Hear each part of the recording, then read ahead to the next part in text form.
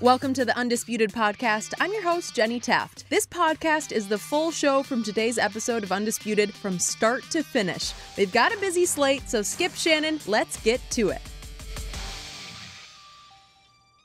Welcome to Undisputed. We are live from Los Angeles. I'm Jenny Taft here with Skip Bayless and Shannon Sharpe. Good morning.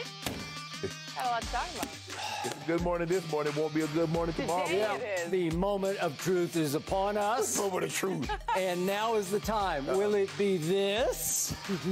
You love this jersey, don't you? This is an authentic Tom Brady game jersey sent to me by the Bucks. I thank you very much for that.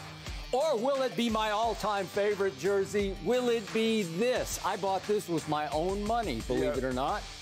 Will it be this?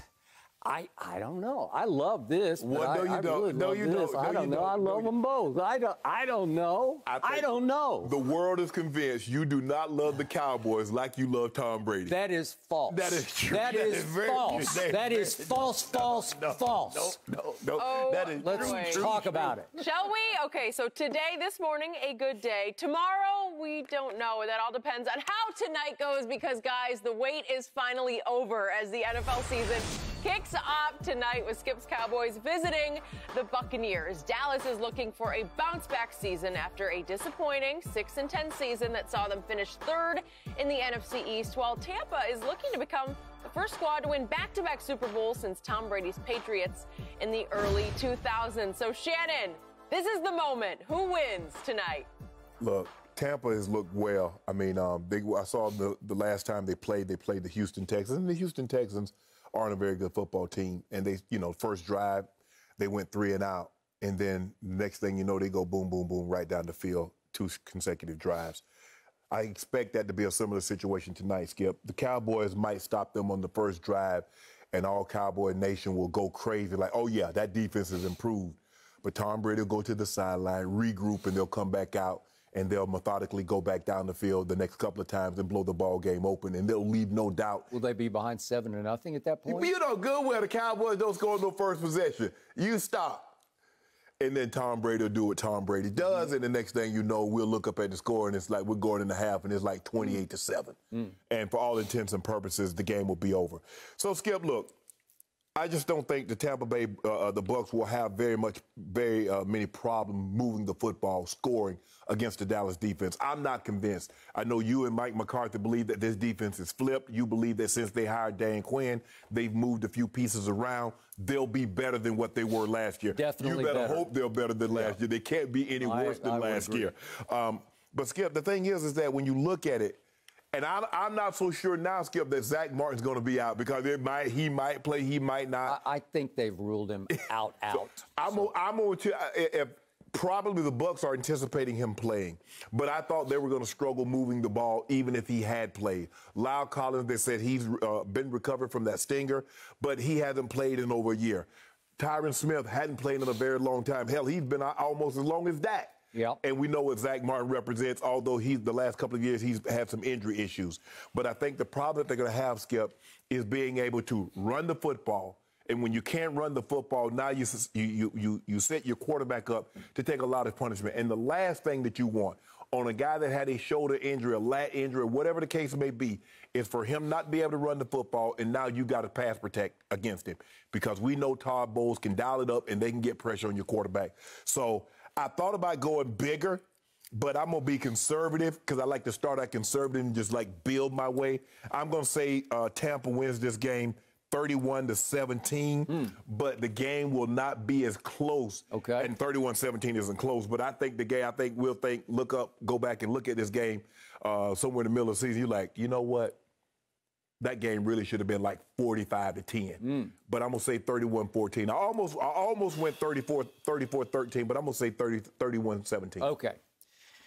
Shannon Sharpe, I believe if my Cowboys tonight were playing Bishop Sycamore, you would take Bishop Sycamore 31-17. Now, I think y'all kick a late field goal. You think so? 31-20 maybe?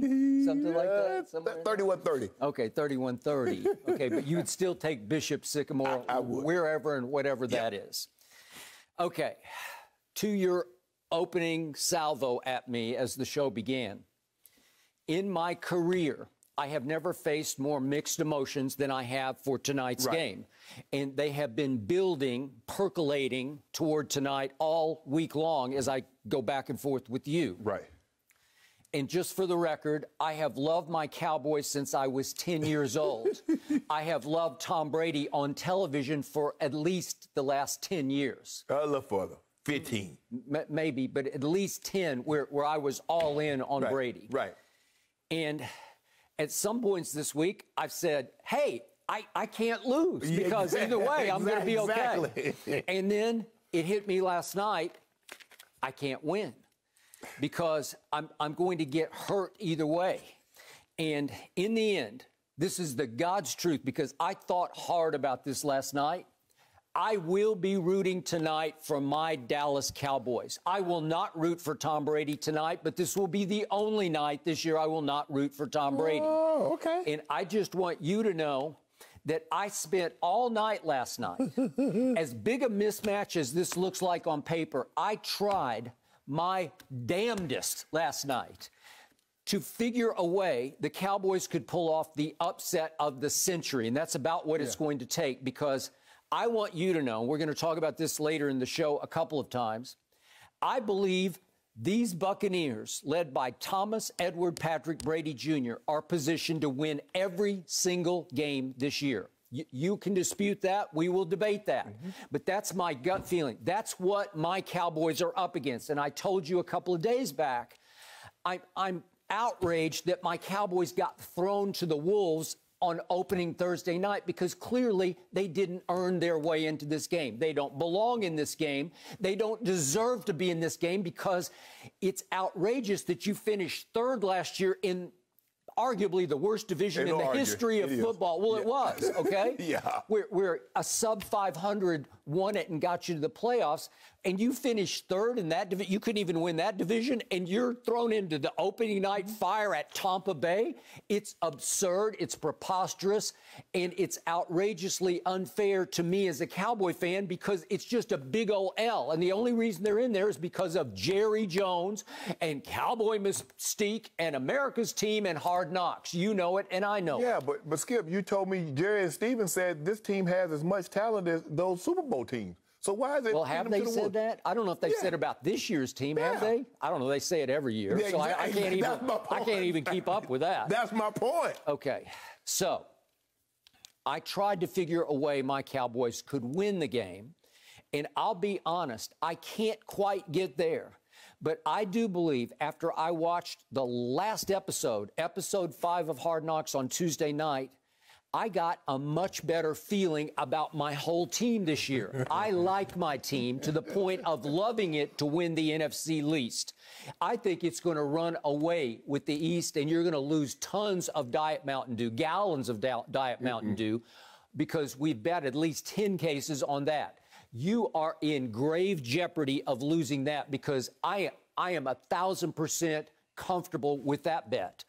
I can't quite get comfortable with my team winning at a team that I think is going to win every single game. And by the way, Fox Bet already has Tampa Bay favored to win every game. And tonight, they are the biggest opening weekend favorite of all at 8.5 points. My Cowboys are 8.5. And I told you a couple of days ago, I said, to me, it feels like it should be a 12-point game. Might go to 9 before the kickoff. Well, it just might because this team, listen, Tom Brady this year, that his weaponry on this team, this is the deepest collection of weapons I have ever seen. I've been doing this for a long time. I have never seen a deeper collection of weapons. I'm talking about all the receivers, including all 3 of the tight ends, and all 3 of the running backs, including the newly added Gio Bernard, who's going to be coming out of the backfield catching James White flips from Tom Brady. Okay. I don't know how you could get any deeper.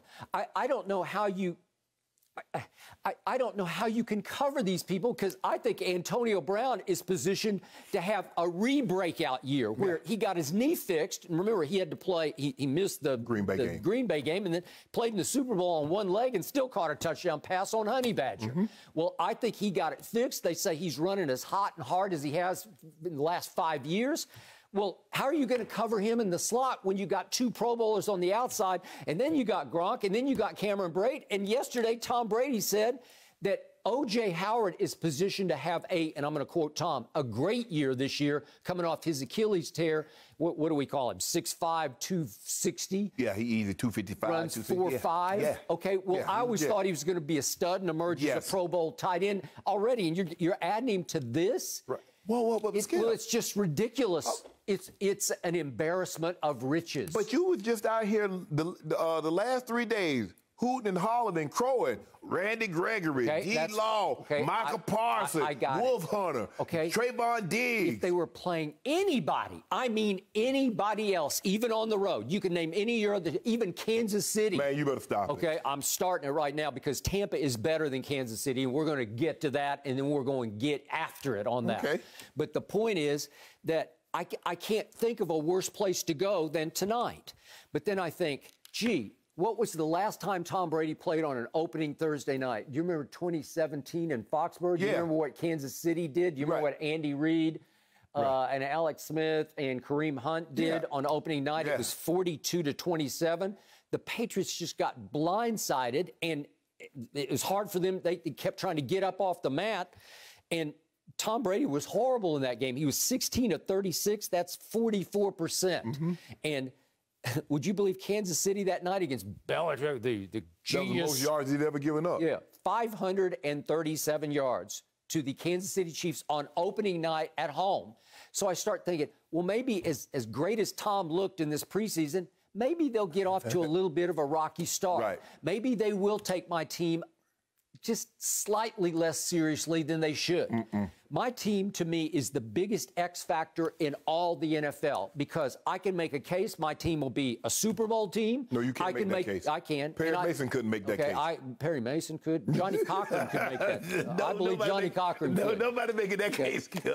And, I've seen some people pick him to be in the Super Bowl. I've seen it. Pick what? Pick who? Pick the Dallas Cowboys to be in the Super Bowl because they are going to have an explosive offense. If the offensive line can stay healthy, and remember, Zach Martin has COVID. He didn't wreck his knee or tear his calf or, it's not season threatening. He got it's COVID. not an injury. Okay, I guess, and I don't know how hard hit he got by COVID, but he was vaccinated, so that would suggest strongly that he's going to be just fine for the game at Chargers, which I'm starting to fear already, in week 2, right? Okay, so the point is, if the offensive line can stay healthy, I told you CeeDee Lamb is going to have a breakout year. I think he emerges as the #1 receiver. I think he's going to have a big game tonight. Carlton Davis going to lock him up. You really believe that? Them boys going to lock him up. I will remind you that Jordan Whitehead is out. He is their starting safety, and he's been their starting safety for the last 2 years. But that kid, Mike Edwards, got to play a lot in the playoffs, and he had a big pick of Drew Brees at New Orleans in the playoff game. And I don't think they'll miss a beat, but at least you have a little bit of an advantage Winfield Jr. back there. He is back there. Okay. He is definitely back there, and he wasn't back there for the Green Bay game, remember? I would need him here in this game. Okay, well, he'll be back there. That's the last I heard. Is Levante? Yeah, the last I heard. JPP, Shaq Barrett. Sue, Vita Vale. Okay, we good. You all doing good then. But Tyron Smith has to be fresh, right? Lyle Collins has to be rejuvenated. They're gonna need to be. Just on sheer rest, right? Yes. Okay, if those two have a big game tonight, and I believe they are highly capable of at least playing to a draw with Shaq and JPP. If they can just play it to a draw and keep Dak upright for most of the night, he's going to have a big night tonight because what struck me the hardest about Episode 5 of Hard Knocks, and I told you this yesterday, he has a new serenity about him. We're going to talk deeper about him in just a minute, about pressure on him. It just felt like in Episode 5 that he was commanding the franchise, he was commanding the team, that he had made peace with the fact he is now the face of the franchise, and he got paid. He really got paid. Yeah. He's making $75 million this year. Skip, you needed Episode 5 to get you to realize I needed to see inside him. I needed to see inside and how he was operating. And he was throwing the fire out of the football. Just watch the game. Probably about the second quarter, you'll be able to see inside of him. Okay. Because JPP and Shaq Barrett will knock the stuffing out of him. You think so? Yeah, I know so. Okay, how many sacks for Tampa tonight? 3. 3? That's all you're going to go 5. No, here's the thing, Skip. Sometimes it's not about sacks. It's about the pressure. You know, we just nip it at his feet. Mm-hmm. Now, you said you wanted to see him play because the ankle, you feel the ankle is 100%. It appears to be. It appears to be. But he's really never had to run because, you know, in practice, Skip, I can script it. I got a red jersey on. You can't hit me. I can get after you. Not come game time, your jersey is blue and white. Okay. So that means it's hittable. Okay, I got it. I just have a gut feeling tonight that Tom will get off to a little bit of a shaky start. I don't know why. It'll just be opening night, and sometimes he does get off to a little bit of a not in midseason sync start. Man, Tom Brady, did you not see Tom Brady? I saw it. He threw for 154 against the Houston Texans. He went right up and down the field, throwing to Chris Godwin and Chris Godwin. Remember that? Was that opening night, I think, probably 10, 12 years ago against Miami? He threw for 500 yards on opening night. Yeah, I've got the list of his Thursday night games, and he won his first 3, 04, 05, and 2015. Right. He beat Indy and the Raiders and Pittsburgh, and he beat the stuffing out all 3 of them. Right. It was just Kansas City. And y'all don't have an Alex Smith. And look, that was Kansas City clicking on all cylinders. Tyreek was playing out of his mind. The running game was out of their mind. Because, Skip, if you remember, New England got off to a great start. It was the second half in which they blew the game open because they outscored them, if I'm not mistaken, 21-0. They just blew the game open. So it wasn't like Tom struggled in the second half, but if you look at the first half, Skip, he was playing well. It was like, okay, this is going to be a ball game. And the next thing you know, Kansas City took off on them. Y'all don't have that ability. That night, Alex Smith went 28 of 35 for 369, 4 touchdowns, and 0 interceptions against Bill Belichick. Yes. With a QBR of 91, which is scale 0 to 100, is outrageously great. Yeah. You just don't see very many 90s. Right. And I believe Dak will have that kind of game tonight. I can't go 4 touchdowns, but I will go he'll throw 3 touchdown passes. So I believe that my team, here's the bottom line, will not get embarrassed. You think they'll get embarrassed? Yeah. I think my team... Skip, there's a greater chance he throws 3 picks than 3 interceptions. Okay, what do you want to bet on that? Okay? What do you want to bet? So you got 3 picks for Dak? I say there's a better chance he throws 3. He ain't throwing 3 touchdowns. Not against that defense. Okay, you take 3 interceptions. I'll take 3 touchdowns for 2 cases. Okay. And what happens if neither happens? Okay, but if I get to 3 and there are not 3 interceptions, I win. What if I get 3? If you get to 3 and there aren't 3 touchdowns, you win. So, but what if he doesn't throw 3 touchdowns, period? What if he only throws 2? Okay, but then it'll depend on interceptions. Will he get to 3? No, I'm just saying there's a greater chance. Neither might not. There's a chance neither happens. Okay, if neither happens, there's no blood on this. Okay. I take it. Okay, thank you very much. I appreciate that. I believe he will throw 3 touchdown passes. I believe this game will be close after 3 quarters. You think it's going to be a blowout by halftime. I think it will be close, and I think it will take all of Brady's greatness, all of his goatness, to pull off one clinching drive later in the 4th quarter, and I still believe they're going to cover. I'm going to go 30-21, but I believe it'll be in the range of 23-21 after 3 quarters, and that Tampa will win the 4th quarter 7-0 on a classic vintage game-clinching drive by Thomas Edward Patrick Brady Jr. You do realize if Tampa wins 30-21, they didn't cover. Yeah, they do. No, that's 8.5.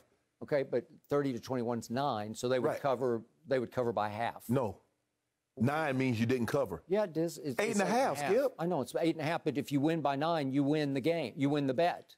Yeah, but I'm saying you're not covering. What part about that didn't you get? Didn't you hear my score? Yeah, you got them covering by a lot. You got them covering, but it's an 8.5 point game. No, blowout. Okay. I got a blowout. Okay, you got. I don't have a blowout. Okay. I got them barely covering 9 to 8.5. Skip, you normally come out here, Skip, and you normally try to be the voice of reason. You try, especially when you're talking about your Cowboys. Now, you watch one episode, Dak give one... I just think they can play with them for 3 quarters. And like on Tuesday of this week, I thought it was going to be a devastation. So let me get this right. An embarrassment, an eyesore. Let me get this right. You're saying a team that you believe is going to go 17-0. Yep. A team that's picked to win the least. Now, remind you, Skip, they're only picked to win the least by a game. So one game.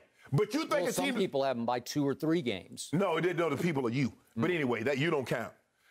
Skip, you're not covering. The game's gonna be over by the third. Okay, you know how Tom mixed that. You know how Tom mixed it up. Little run, short pass, bomb to Mike Evans or AB. AB gonna go for 100 on y'all. Okay, he well might. I think they will run for 120. I think they will run it. You better hope they don't run for 120, because if they run for 120, he gonna throw for 350, because play action gonna be there. You better hope. No. You better hope Tampa doesn't run for 120. Well, if he's handing it off, he's not throwing. No, because guess what happens then? Now you got those linebackers got to step up to try to take the run away. I think they will take the run and take the run and take it, because all last year, all I saw was people running wild on my Cowboys, and I'm not sure that got fixed. People did everything on the Cowboys. Did whatever they wanted. They did, but I'm saying we are 50% better on defense. Dan Quinn will make us 50% better because he's got pieces to work with. Micah Parsons will be the defensive rookie of the year. Yes. And I think he will pop off your screen tonight, and he will cause Tampa some problems because he will move all over the formation. You watch episode 5, right? Mm-hmm. And you heard what DeMarcus Ware told Micah Parsons about what Brady's going to do? Yeah. Okay. He did. But again, you heard the kid. He's got a lot of moxie about him. He's smart. He's extremely confident, and I like how he's very mature for his age. Yes. And I don't think he's like stupid confident where he just like doesn't understand. I think he does understand the onslaught he's going to face tonight. Nah, Skip, because for the most part, he's been the best. I mean, he's never gone up against anything like Tom Brady. Because here's the thing. When you're a rookie, you don't know what you don't know. The problem is you think you know everything, but you don't know what you don't know. Okay. And Tom Brady knows what he doesn't know because he hasn't been in the game long enough. He hasn't had an opportunity to study long enough. This is not Ray Lewis. This is not Luke Kuechly now. This is not an Urlacher. He's a rookie. Now, I'm not saying he can't eventually become one of those guys, but he's not that now. Tom Brady understands that, and he knows what did he say? My homeboys want me to get it. Skip Bayless want me to get it. That is correct. Tom Brady knows he wants to get it. Yep. So I'm going to use that against you. Okay. Randy Gregory will get Tom Brady a couple times tonight. That will level the playing field. Randy Gregory is going to have a breakout year because he's finally getting a chance. Okay. And God bless him. Last year. He stays upright. So the point is, Zeke will not be a factor tonight because there's going to be no Zach Martin. And Zach. It's Zeke-Zach. That's the train. It goes right behind Zach. And if you take Zach out, you take Zeke mostly out of the game. So the over-under on his yards are like 55, I think it is. Mm-hmm. And I don't think he'll get 55 yards because I think they're going to throw the football. Well, Skip, you can't become one-dimensional. You see what happened when Kansas City tried to become one-dimensional and there was really no threat of running and you just allow those guys to pin their ears back? Is that really what you want to do? I just think Dak's going to have a big comeback night. After not playing the preseason. After not playing 11 months. I don't love it. I don't love anything. It's been 333 days since he's played any meaningful football. And he's going to look like it. I think he will look great tonight. I trust it. I believe in it. And I think my Cowboys will hang in for 3 quarters, and that's as far as I can go. Better than the case they don't cover. 333 days. Just think about that. Y'all won't cover. I got Tampa covering, so I'm not going to bet against myself. Okay. Well, we know you're rooting for the Cowboys. I thought it was interesting. He rooting for the No, he's not. He rooting for Tom Brady. Yes, he is. Tonight he is. Cowboys. He's not rooting for Tom. No, not tonight. We have so much more on this game today, including the pressure on Dak to live up to that mega contract you guys have been talking about. Oh, and Tom Brady, is he actually greater than Michael Jordan? This feels like something we should talk about. Don't go anywhere. No mercy, no mercy, no mercy, and I won't back down. And I won't back down. Dak Prescott is set to play in his first game action since last October, and there are some pretty high expectations for the QB. Not only is Dallas expected to challenge for the division crown with him under center, but Dak is also garnering buzz for Comeback Player of the Year and MVP. And of course, he's got the mega contract he signed this offseason that he's looking to live up to as well. Leading Cowboys insider Tim Cowlishaw to write, Prescott got paid. Now it's time to play. Shannon, was there more pressure on Dak to prove he deserved the contract or to prove he can live up to the contract? Skip, he had to prove both.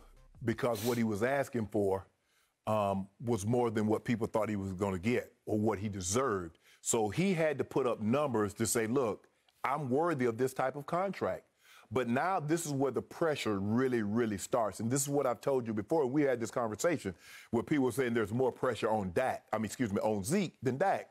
Skip, it's always going to be more pressure on the quarterback. Since they changed the rules, since they opened up the field with the way you can attack the quarterback, the defenseless receiver, the illegal contact, the clutching and the grabbing, they've opened up the field. So it's made it incumbent that you have a very good quarterback. The pressure isn't on Derrick Henry. It's on Ryan Tannehill. The pressure isn't on Kareem Hunt and Nick Chubb. It's on Baker Mayfield. The pressure isn't on Ezekiel Elliott. The pressure is on Dak Prescott. One, he plays the most important position, is what you've told me. Second of all, he has the ball in his hand on every single play. And now he has that mammoth contract. He got $40 million. Everybody, for the most part, he's not getting that. He's not getting that money. He overplayed his hand. That's too much money. They want to give him what they gave Jared Goff and Carson Wentz, which I told you, I said, Skip, he's not gonna settle for that. You're going to have to pay him big bucks.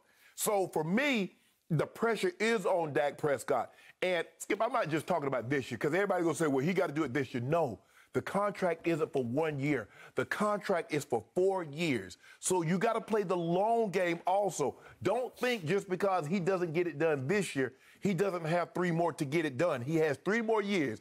His thing is, now, he's going to have to, at some point in time, get this team to an NFC championship game, Skip.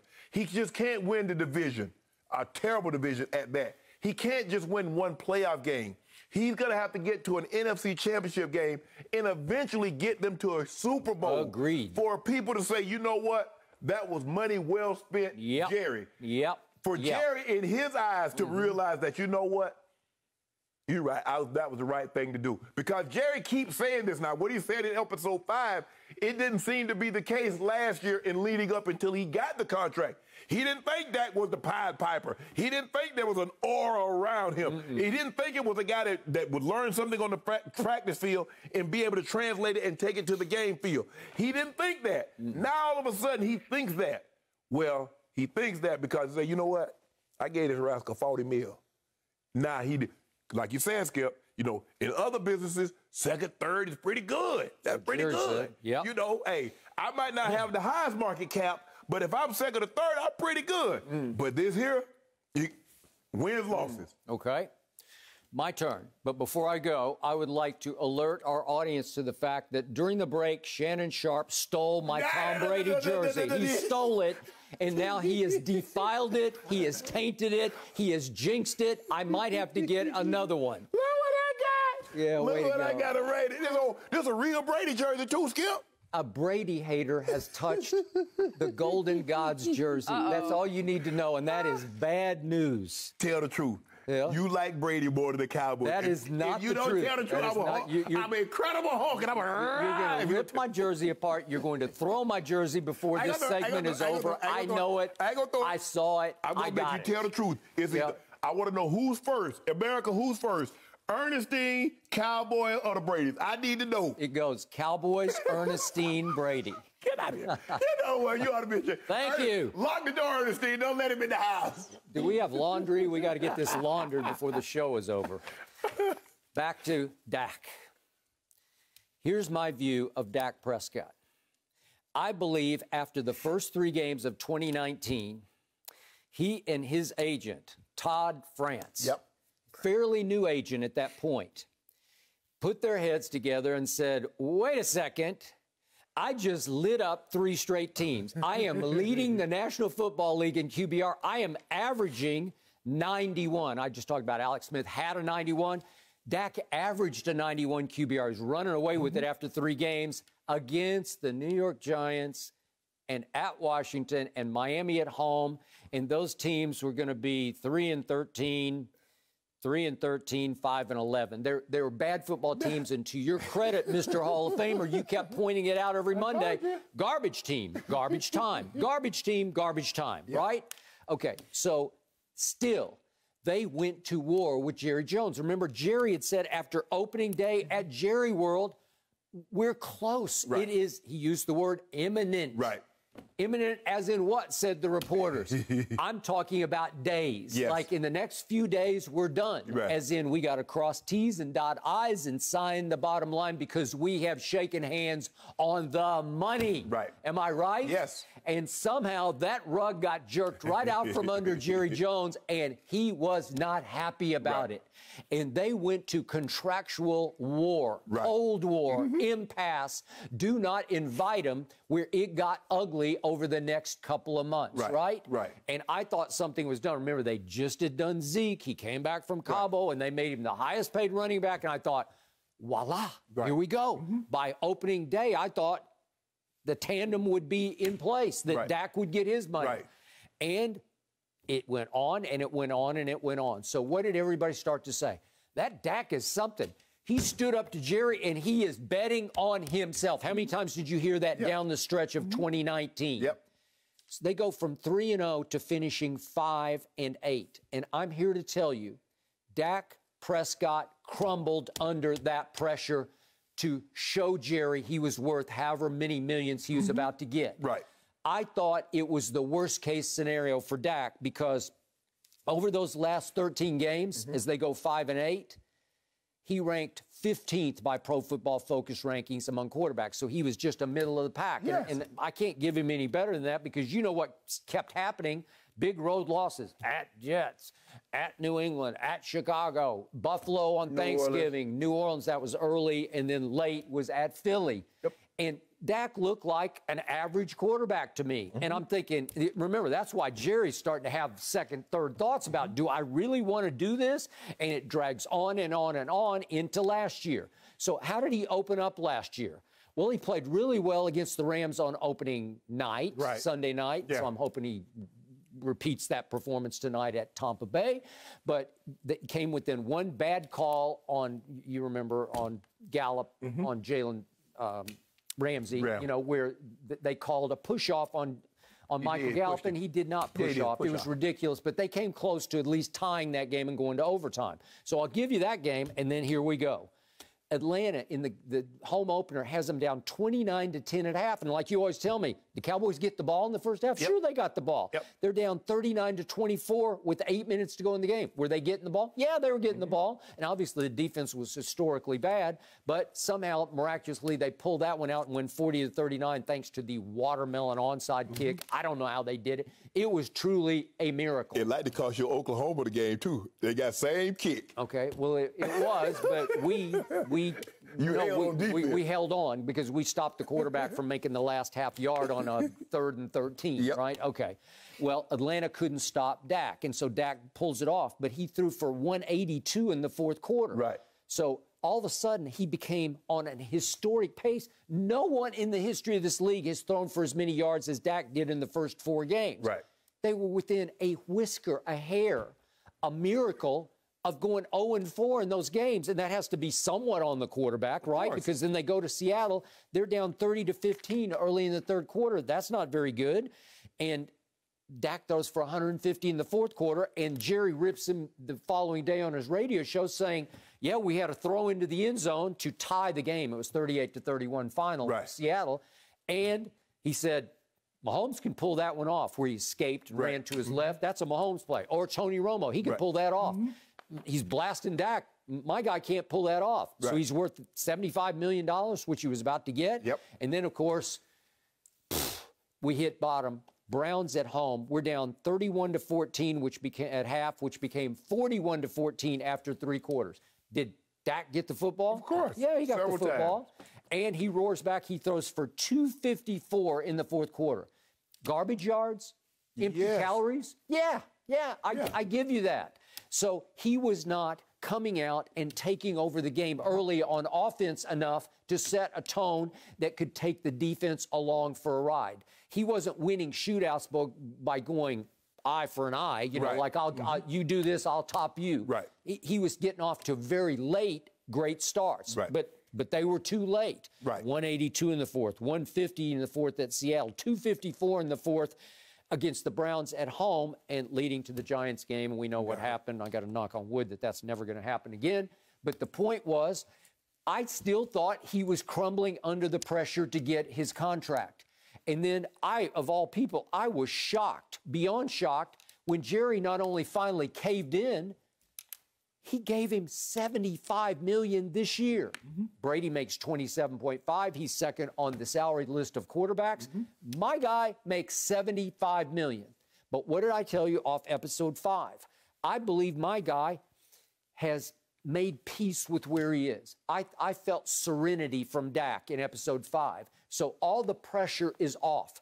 I think he's a made man. I think I got no feeling from anybody in the locker room that anybody resents him getting $75 million. No, we don't. I think that even Skip, nobody resents anybody getting paid. We want everybody to get paid. But here's the thing now, Skip. If you're getting paid like Mahomes and Rodgers and Brady and Russell Wilson, aren't you required to perform like them on a weekly basis? Yep, you are. Already, he's 5th in the Fox Bet MVP odds. Well, that means... That ain't pressure? That would be top 5, right? I just think he thinks that he knows down deep he can live up to it. If his line stays reasonably healthy, he has the weapons to live up.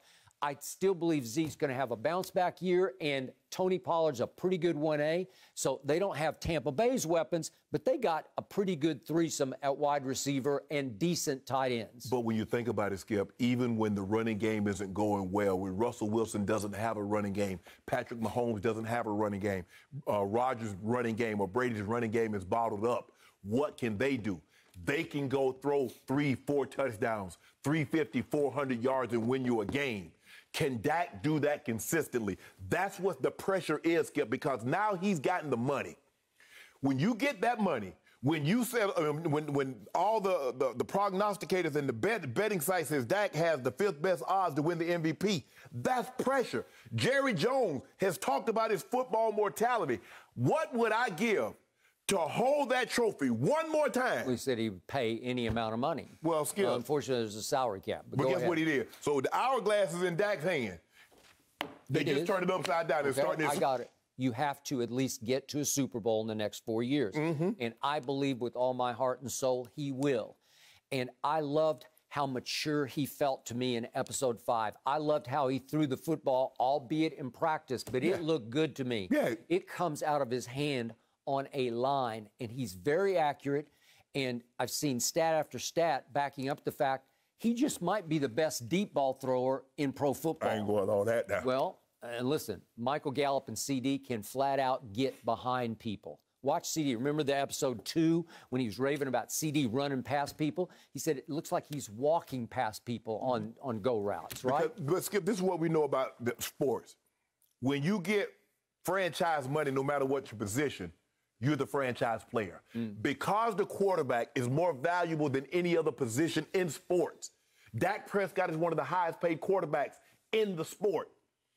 Doesn't he have the most pressure to perform? Because if Zeke can run, Skip, we've seen Zeke rush for 1,600 yards and get him where? We've seen Zeke rush for 1,500 yards and get him where?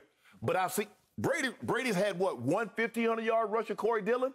Most of the time, he doesn't even have a guy that gets 1,000 yards. Okay. But he's able to overcome that. I got it. But pressure is what you perceive it to be, what in his heart he perceives it to be. And I don't think he perceives any pressure at all. I think he believes Jerry was forced to finally basically get down on his knees and pay him not just $75 million, pay him respect. He paid him respect. I get it. The pressure, he might not feel it. But let me ask you this. Within the next 4 years, Dak Prescott doesn't get them to a Super Bowl, what are you going to say? It will mount. No.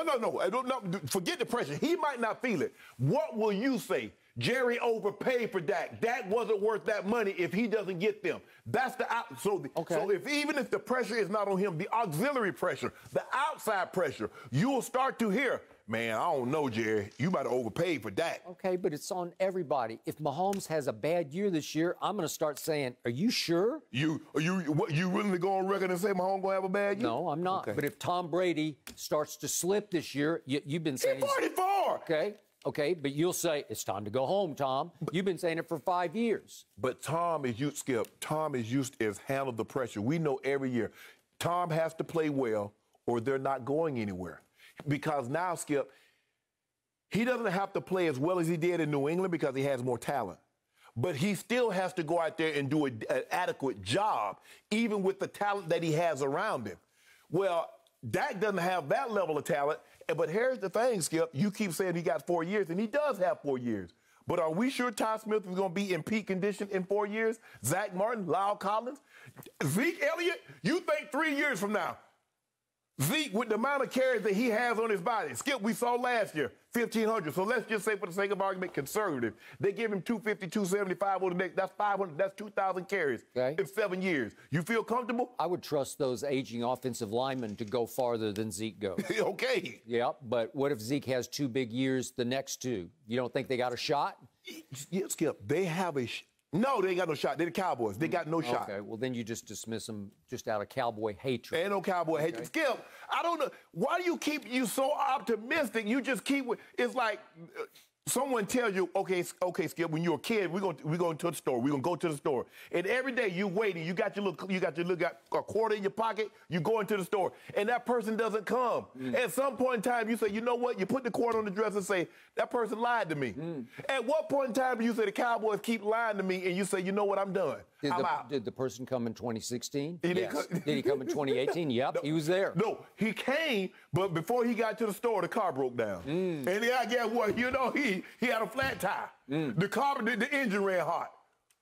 All I know is we're going to win the East, and we're going to have a home playoff game, and Dak will feel far less pressure now that he's a made man making $75 million than he felt when Jerry went to war with him. No, Skip, you don't get less pressure. The more money you make, the more is expected of you. Okay, I got that. He will live up. You hoping he lives up. You just said, hold on. You just said when the man was crumbling in 2019, you say he didn't deserve it. Well, because he was betting on himself and he lost, and then he won. I don't know how that happened, but he did. Jerry just felt backed up into the corner where he couldn't get out of it. He plays like he plays in 2021 like he played in 2019. What you gonna say? What you gonna say? He's not. No, I already predicted he's not. He will not play that way. I predicted he gonna be closer to that. Okay. Well, it is a big task for Dak going up against the GOAT, Tom Brady. Oh, and let's talk about that guy, Tom. He is beginning his quest for his 8th. Sometimes I can't even believe it. 8th Super Bowl ring tonight, but his legacy as an all-time NFL legend is already cemented, and he now looks to be viewed as one of the greatest athletes of all time. And even back in 2013, when Brady was still chasing Joe Montana's Super Bowl total, TV12 told Julian Edelman, quote, I ain't going for Montana. Wow. I'm going for Jordan. Shannon, is Brady greater than Michael Jordan? Skip, I have to explain it to you like this. I believe Jordan is a greater basketball player than Tom Brady is a football player. But I believe what Tom has accomplished is harder to do than what Jordan has had to do. Because what Jordan has the luxury of a series. You see, the thing is, the difference is that, see, they say there's nothing like a Game 7. Well, in the NFL, every playoff game is a Game 7. He doesn't have Tom Brady doesn't have the luxury of being able to lose a game and continue. Okay. There have been playoff series in which Jordan has lost, what, 3-4 games? Yep. Tom Brady can't lose 3 or 4 games. He loses once, it's over. You know that better than anybody. That's it. It's the finality of it. Because you hear everybody's voice. There's nothing like a Game 7. Game 7, winner take all. What did Jacksonville do to you 1 year at home? At home. If we played Jacksonville 5 times, if we had to play them, we beat them 3 times. Mark Brunell. Yes. Yep. And I believe the likelihood of Jordan, just think if somebody had to score of that game, do you remember? 30-27. Oh, it was pretty close. Yeah, it was close. Yeah, we made a comeback late in the game, tried to get an onside kick. We didn't get it. Okay. But, Skip, the thing is, like I said, I believe Jordan is a better basketball player than Tom is a football player. Tom teams won more. But, Skip, the Tom Brady that we saw once he got to year 6 moving forward, Jordan was always that. Jordan didn't you didn't say somebody carried Jordan or Jordan relied on this. Tom, in his first couple of Super Bowls, that defense was sensational. His 3 Super Bowls, they were 6th, 1st, and 2nd in scoring D. They held the greatest show on turf to 17 points. Tom lost 2 Super Bowls in which the defense gave up 17 and 21 points. Yep. We saw Jordan, Skip, that final championship against Utah. He scored over half the points. He scored 45. What did they have, like 89, 87? I was there, courtside, game 6. So that's what it is, Skip. If you look at it, Tom Brady is Tom Brady. But I believe Jordan was better at what he did than what Tom did at what he did. But Tom teams and the longevity is, we're never going to see it again. You know, even though I love Mahomes, Skip, I don't believe Mahomes is going to come close to the Super Bowls and what Tom has been. Touchdowns, we'll see. I'll check back with you in 15 years. But I don't think anybody's going to get close. This is ridiculous. No. If you told me 10 years ago we would even be having this conversation, I would have laughed you right out of the room, because you will not find a bigger Jordan fan than I am. I had the privilege and honor of covering him last dance season at Chicago. I got to know him. You have described him the best, that when you walk into the room, it's almost like he's levitating. Yeah, it is. It's like he comes up off the floor, like he's walking on air. Yeah. I've never experienced anything like it. Yeah. You want to talk about aura? Yeah. Jerry's talking about Dak has aura. No. There's never been an aura like this man's aura. Brady has no aura to him. If you walked into the room with Brady, he's just another guy off the field. Yeah, he is. But he is the ultimate wolf in sheep's clothing. He is a cold-blooded football killer disguised as the corny dad next door. That's how he comes across to me, because on social he gets a little corny, a little lame, a little silly, a little goofy. There's not enough cool factor to him to back up goatness. Right. And yet, the harder I look at what he does on the field, if you just keep it right on the field. Yeah, that's it. Yeah. He has been clutch longer than Jordan, because he's had, Michael just didn't have that many opportunities, right? Right. Because Michael was pretty much done at age 34. Yeah. Because that was the last dance season. That was it. Yeah. Okay, that was the apex of Michael Jeffrey Jordan in Chicago. Right. Then he takes 3 years off out of spite because of what they did to his coach. They sent his coach out the back door. He said, I'm gone for 3 years, and he comes back for 2 what I call ceremonial years with the Wizards, and he averaged 20 and 6, but it was kind of hard to watch because he was not in shape. Because he's been up here for Skip. Okay, when the guy's up there like Tom Brady, Skip, we can't watch Tom Brady throw for 150 yards a game after as great as he's been. He's 44 years old, and he is positioned to do it again this year. I will not be at all shocked, and I don't think you will either, if they pull it off again this year. Right. He's playing as great as ever at age 44. He won 6 Super Bowls with 6 game-winning drives. That's impossibly hard to do. Against Eli, he had what looked like a game-winning drive to me in the first Eli Super Bowl. With 2 minutes left, he hits Randy Moss, and they go up, 14-10. 14-10. And here comes Eli, and he goes 75 yards, and it took a lucky helmet catch, but then a great throw to Plaxico. You have detailed the play, broken it down. But they did it. They went 75 yards to win the game 17-14. But Brady did what he always does. He had what looked like a game-winning drive. Correct. And then the other Super Bowl he loses, he throws for 505 yards, which still stands as the all-time playoff record, and scores 33. And Belichick gets 41 hung on him by the backup Eagles quarterback, Nick Foles, Super Bowl MVP, and the rest is history. So my point is, what he did last year, and you scoff at me and say I'm overreacting, but I still don't think Brady gets enough credit for what he did at age 43. He leaves Belichick and Kraft, and you can argue whose idea that was. Did Tom want out? Did they want him out? I think both happened. And he says, I choose the Succaneers. And we're all like, even you were like, really? They were 7-9. There's a pandemic. There's no preseason. You get thrown into the fire at New Orleans, and you don't have much of a game at New Orleans. You throw a pick 6.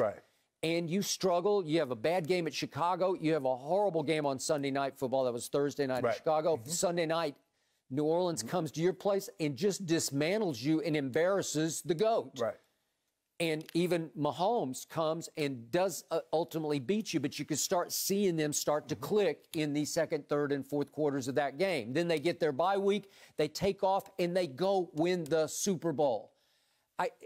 Again, then it emerges that he played last year on a torn knee ligament. And again, you scoff at that. You think it's been overplayed, overstated. It didn't really matter that much. But he did do that. Right. I believe he did do that. How much it handicapped him, you can debate it. But I don't think it was pleasant, and I don't think it made him feel the freest mentally. And he says, now I feel free. I don't even have to wear my sleeve. Right. Okay? The duration of this, the body of work of this is beyond Jordan. It just is, because how can you? He just doesn't look the part or act the part, because we're all fixated and stuck with that memory of the ugliest looking 40-yard dash in the history of the combine, and that picture of him with his shirt off, and it's just kind of hard to look at. We view quarterbacks differently. We don't expect them to be Adonis. We don't expect them to have, have the greatest sculpted physique. I think Cam looked pretty good. Well, but I'm saying, Cam is the outlier. Cam is the anomaly. I don't know what you thought of Elway's physique. He was just okay. All right. But anyways, let me ask you this: do you believe Tom Brady is a better football player than Michael was a basketball player? I believe Brady's position is harder to play than Michael's position was hard to play. It's so hard to play quarterback at a high level in this league, and I think you believe that I believe it's harder for Brady to be a great player than it was for Michael. But I think the thing is with this, Skip, every game that Jordan, for the most part, wasn't great, they lost. Tom can be less than stellar. Remember the first Super Bowl. Yep. If Jordan had to play a game like this, Skip, they're not winning. Okay, he was a first-year starter. I got it. But remember what happened down the stretch when John Madden's sitting up in the booth saying they got to just shut it down and play for overtime. And Belichick and Charlie Weiss said, no, we're going to throw. And he has 5 completions to get Vinatieri within 49 yards, and he made it. But I think, Skip, when Jordan took the year and a half off, and was able to mid-career at Chicago, and it was able to come back and do what he did. Skip, we've never seen anything like it before that, and we haven't seen it. The only thing we can compare it to is Muhammad Ali. Muhammad Ali taking those 3 years off in his prime and coming back, becoming heavyweight champion of the world. But in a team sport, in a team setting, Skip, we had never seen anything like that before, or we're not since. I think it was Bobby Jones that had the car wreck. But in a team sport, Skip. All right. Okay, if we go microcosm. Yeah. I'll flip your question around to this. If you tell me for my life I can have Jordan shooting a 15-foot jump shot or Brady converting 3rd and 5, I'll take Jordan. I'll just will because he's just he's magic to me. He's like, he's godlike. He is. I would never bet against him in any circumstance, but I always tell you, the one guy in football I don't bet against in a game in 4 quarters is that guy. Skip, because the sports are so different, there's so many more moving parts in a basketball. Quarterback got to get the snap. Offensive line got to block. Guys got to run their route. Our defensive line might get their hands up, get the ball back. See, Skip, they take the ball out, they give it to Michael. All the other variables out of the way now. He has the ball. Tom Brady has to throw it and rely on the receiver to catch it. He does, Once Jordan gets the ball, all bets off. You're at his mercy now. Unless you bring the whole team. I agree. Like New York Knicks did, and then he passed it to, I think that was Weddington that dunked the ball right up under the basket. So for me, Skip, it's hard, but I think Tom Brady winning 7 championships was harder. It's harder to win than what Jordan did. Okay. So then I go bigger picture, and I start to think, as I did last night, has Tom Brady, is he in the midst of having the greatest career in sports history, bring in all the other sports? Yeah. I think so, because we just saw Derek Jeter get inducted to the Hall of Fame, and he had when I look at the accolades, the achievements of Derek Jeter, you say, who's that one voter that didn't vote for I don't know. Why they do took that? A shot at him in his Why they do that, speech. Skip? I don't know. I can't even fathom. They did that to Griffey. I had talked to Griffey. The guy left Griffey off the ballot. Okay, I don't know, but let's not even give that guy any credit for that, any attention. But the point is, I think of baseball. I think the greatest non-pitcher in baseball was Barry Bonds. You can argue, Ted Williams, Mickey Mantle, Henry Aaron, Willie Mays. You can do them all. But for me, it was Barry Bonds. Right. And then you go, who's the greatest pitcher ever? You can go Koufax, a smaller sample size. You can go Clemens. Walter you can Johnson, go Seaver. Walter Johnson's like off the charts. Like it's hard. Okay, but then Gretzky and hockey, you can go, and we can just keep going. But when you look at age 44 and he just won his 7th Super Bowl, it's the greatest sports career ever. But let me ask you a question. Let's just say, for the sake of argument, instead of going to Washington, Jordan joins Kobe and Shaq in L.A. and wins a few more titles. Like Brady. Brady realized that, you know what? I'm not the 33-year-old Tom Brady.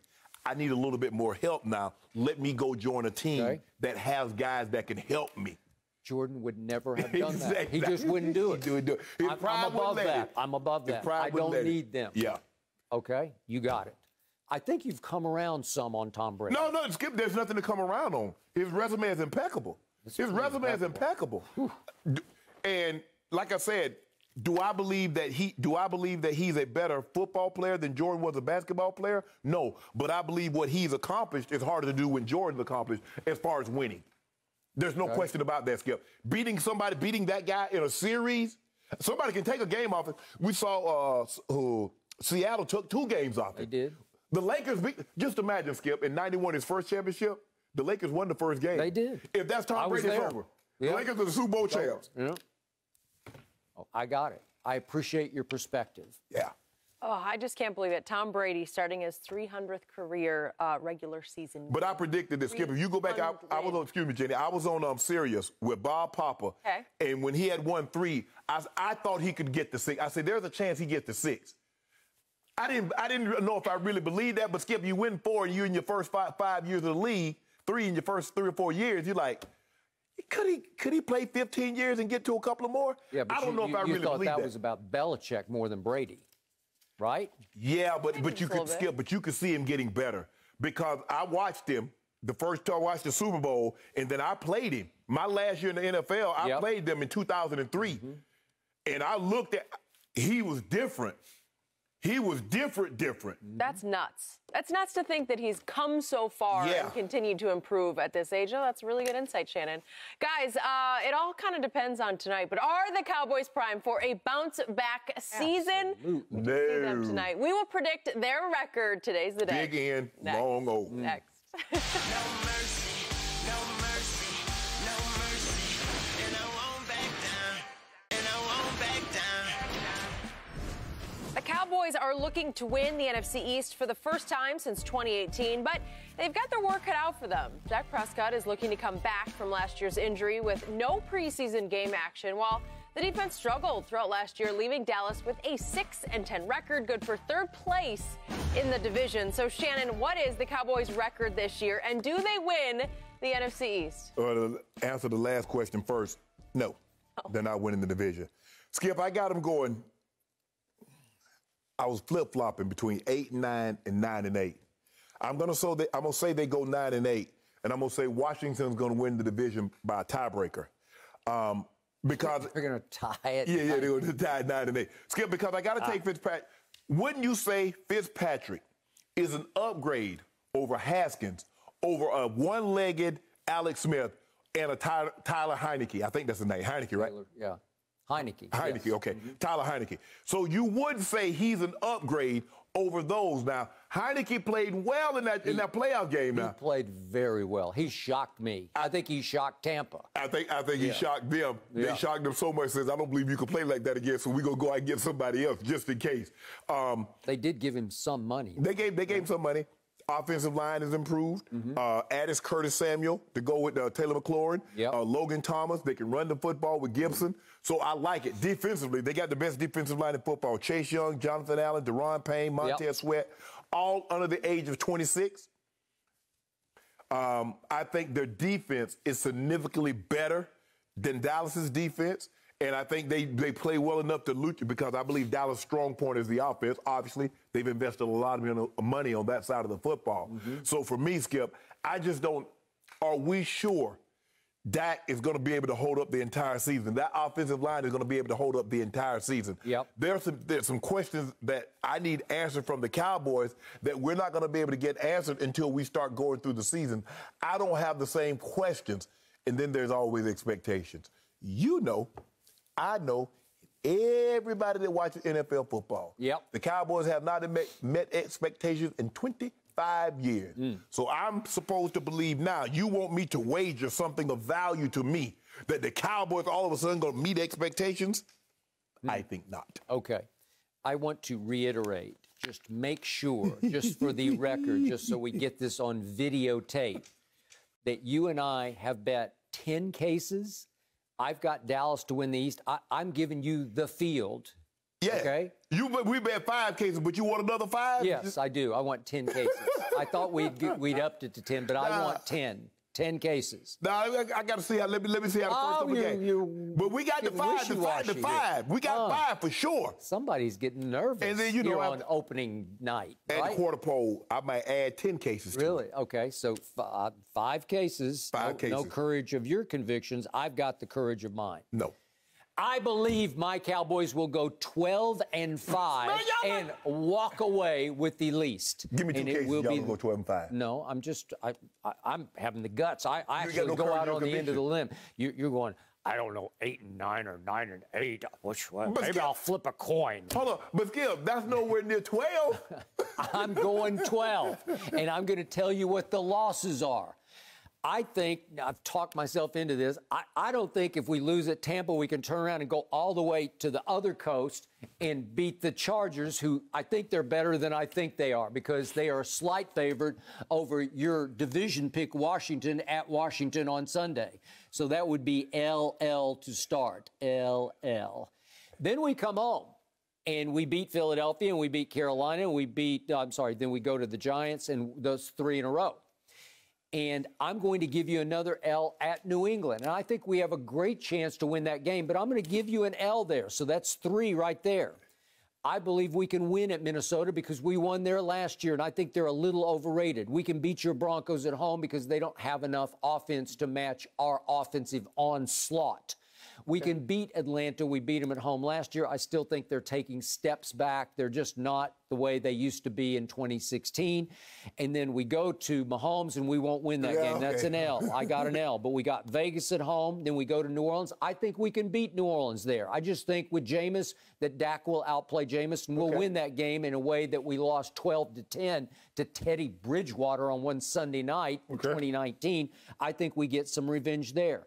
We go to the Giants and win. We beat Washington at home. We get revenge over Arizona at home, and we go to Philadelphia and win a barn burner. I think it'll go right to the wire, but I believe Dak will outplay Jalen Hurts, and they are going to be the surprise team and the second-place finisher in the least, and that's 12-5. I gave you the 5 losses. No, see, well, I got you losing to the Buccaneers, losing to the Patriots, losing to the Vikings, losing to the Broncos, losing to the Chiefs, losing at at Washington, losing at Giants, losing to the Cardinals.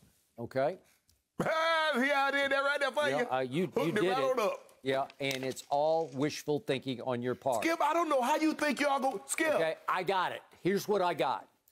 My defense will be 50% better than it was last year, and it was ground zero. It was horrible. Yes. It was all-time bad.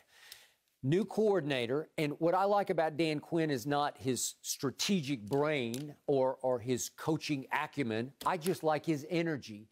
I like his openness. I just like his contagious sort of charisma that he has, because he's got big charisma. Mike Nolan last year was deadheaded, and my team played deadheaded. He was smug. He was arrogant. He was aloof. They rebelled. Remember, they mutinied on him until Jerry had to send all the free agents home at midseason because he'd lost the whole locker room.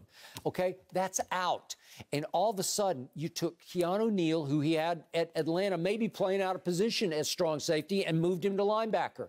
And then Micah fell out of heaven into our laps. I would have taken Patrick Surtain. You said Micah was going to be the best defensive player. He is now mine, and he's going to be just a lightning bolt of energy on that defense. Sometimes you can have one guy in the mix, and he's going to be they'll move him all over the defense, and his energy and playmaking will be contagious. Right. I think Jabril Cox will start playing more and more as we go. Their linebacking, we've moved past Jalen Smith, who looked like a shell of himself last year and even in the preseason this year. And Leighton Vander Esch is starting to look like just another guy to me because we are loaded at linebacker. Okay. And I told you, Randy Gregory's going to have a breakout year. He is a flat-out stud. If he can keep himself clean, I'm knocking on wood. By all accounts, so far, so great. Right. He's an explosive edge rusher. I'm not saying he's Von Miller, but I think he's going to have a breakout year, and I will not be surprised if he makes the Pro Bowl this year because he could have 8, 9, 10 sacks. DeMarcus Lawrence will feed off that because you got bookends now. Right. Aldon Smith was, for a while, pretty good against the run, and then he fell apart last year. So let me ask you a question. How has Dan Quinn looked since he doesn't have 3 All-Pros in his secondary? Earl Thomas, who you still would like for the Cowboys to sign. Yep. Richard Sherman in his prime. Cam Chancellor, and they had Brandon Browner, who was a Pro Bowl player. He got Atlanta to the Super Bowl and then what happened? 2016 season. And they were up 28-3. That's the guy that's coaching your defense. Now, he had a 28-3 lead with 23 minutes left in the ball game, and they lost. In the what? The Super Bowl. He got them to the Super Bowl. Yeah, Matt Ryan was MVP. Are you saying Dak Prescott going to be MVP? Okay. He'll be in the discussion all year long. I think Brady's going to We're having a discussion about it right now. Okay. Well, we're not being there. Okay. He's the 5th best odds right now. So, again, that makes top 5 quarterback. CeeDee Lamb is going to have breakout year. Here's how you win games in this league. You have a player that others don't have. CeeDee Lamb is that guy where you say, oh, he's just too good. They can't cover him. Oh, they That's can't. who you're going to see this year. Watch how they cover him tonight. Like Micah, he's one of those difference makers where you say, Micah Parsons, they can't block him. He gets to the quarterback. He gets to the ball carrier. He just has a nose and a knack for football. Watch Carlton Davis. Put that ankle monitor on him. On CeeDee. He won't be able to go anywhere, Skip. He can't get Skip. You know you got that ankle monitor. You got to get permission to get out after 9. If Tyron Smith stays healthy, he's not just some left tackle.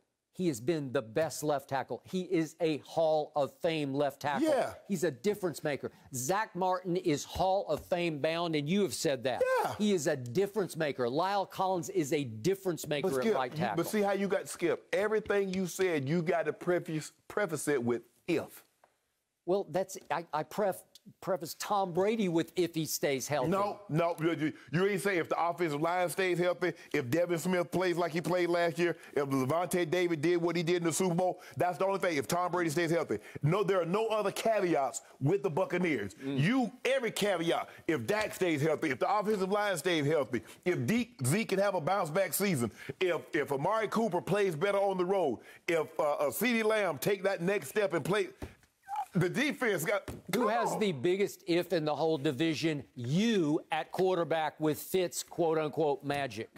That's one. Biggest if. We got one if. Yeah, that's the position, and you're betting on that guy? If your offensive line doesn't get older again, if Zeke doesn't go back to Cabo again, if your defense doesn't fall apart again. Dak or Fitz? Dak or Fitz? I think I got Dak in that one. Football team defense, Cowboys defense. I don't know. Jack Del Rio at DC, Dan Quinn. Jack Del Rio. You know what? It's starting to go like this. Yeah, It's starting to go like this. You see, that's why I got both at 9-8 and Washington win the tiebreaker. Okay. See what I did right there? Gutsy on your Let's part. start evaluating the Cowboys for real tonight and just see where they're at defensively. Zeke, Dak. We have a lot to watch tonight. Oh, and by the way, NFL Kickoff Week, it's sponsored by Las Vegas, your home for all live sports. Every game, match, race, and competition, it is always on. So, can the Bucs have a perfect 17-0 season this year? Starts tonight. Don't go anywhere.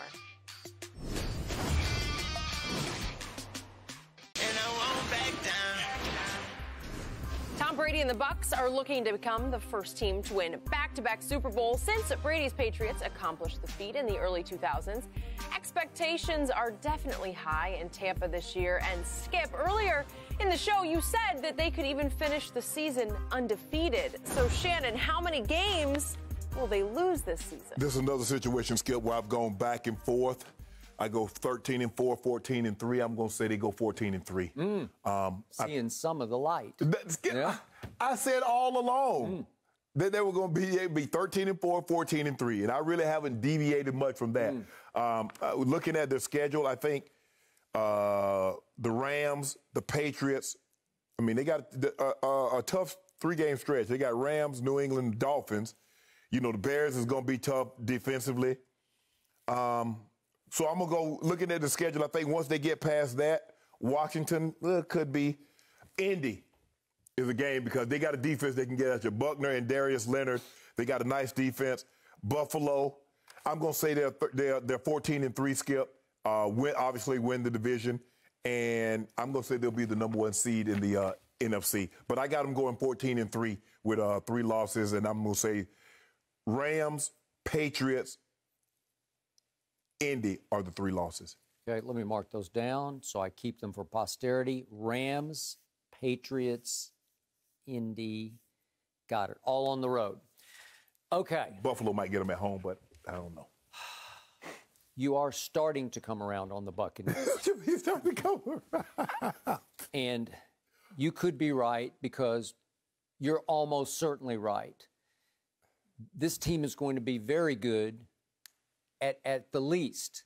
I think it's going to be all-time great. And I start with the fact that by some measurements, one I saw on ESPN the other day, the Buccaneers, 2021 Buccaneers, played the easiest schedule in the National Football League. Mm-hmm. So think about that. The defending champs played the easiest schedule by some measurements. Mm-hmm. It's because they finished second in their division last year because New Orleans pretty much ran away with it, right. Beat them both times, obviously beat the Buccaneers. Yet in 2021, I still say it's blackjack for Brady and company because what would he want to do the most? How would he want to, as he winds down his career, cap it off? Mm-hmm. He would want to cap it off with undefeated. Right. He came within 1 game of undefeated, obviously, in 2007. They set records, and none of them mattered because they lost the Super Bowl 17-14 to one Eli Manning. I still can't believe it happened, but it did. Right. And I don't think any loss in Brady's life, going back to Pee Wee football, hurt nearly as much as that one still sticks. Well, that's what he told me. He told me he'd be willing to give up 2 Super Bowls if he'd have that perfect season back. All right. So it's on a silver platter. He has got the greatest collection of weapons I think I've ever seen. I don't remember. Maybe you can show me one somewhere, but I'm talking about depth of weapons. Mm-hmm. All the way down to the kids he's got at wide receiver who can't even get on the field like Tyler Johnson or that kid they drafted from North Texas this year, Darden. Right. Mm-hmm. Brady's been raving about him.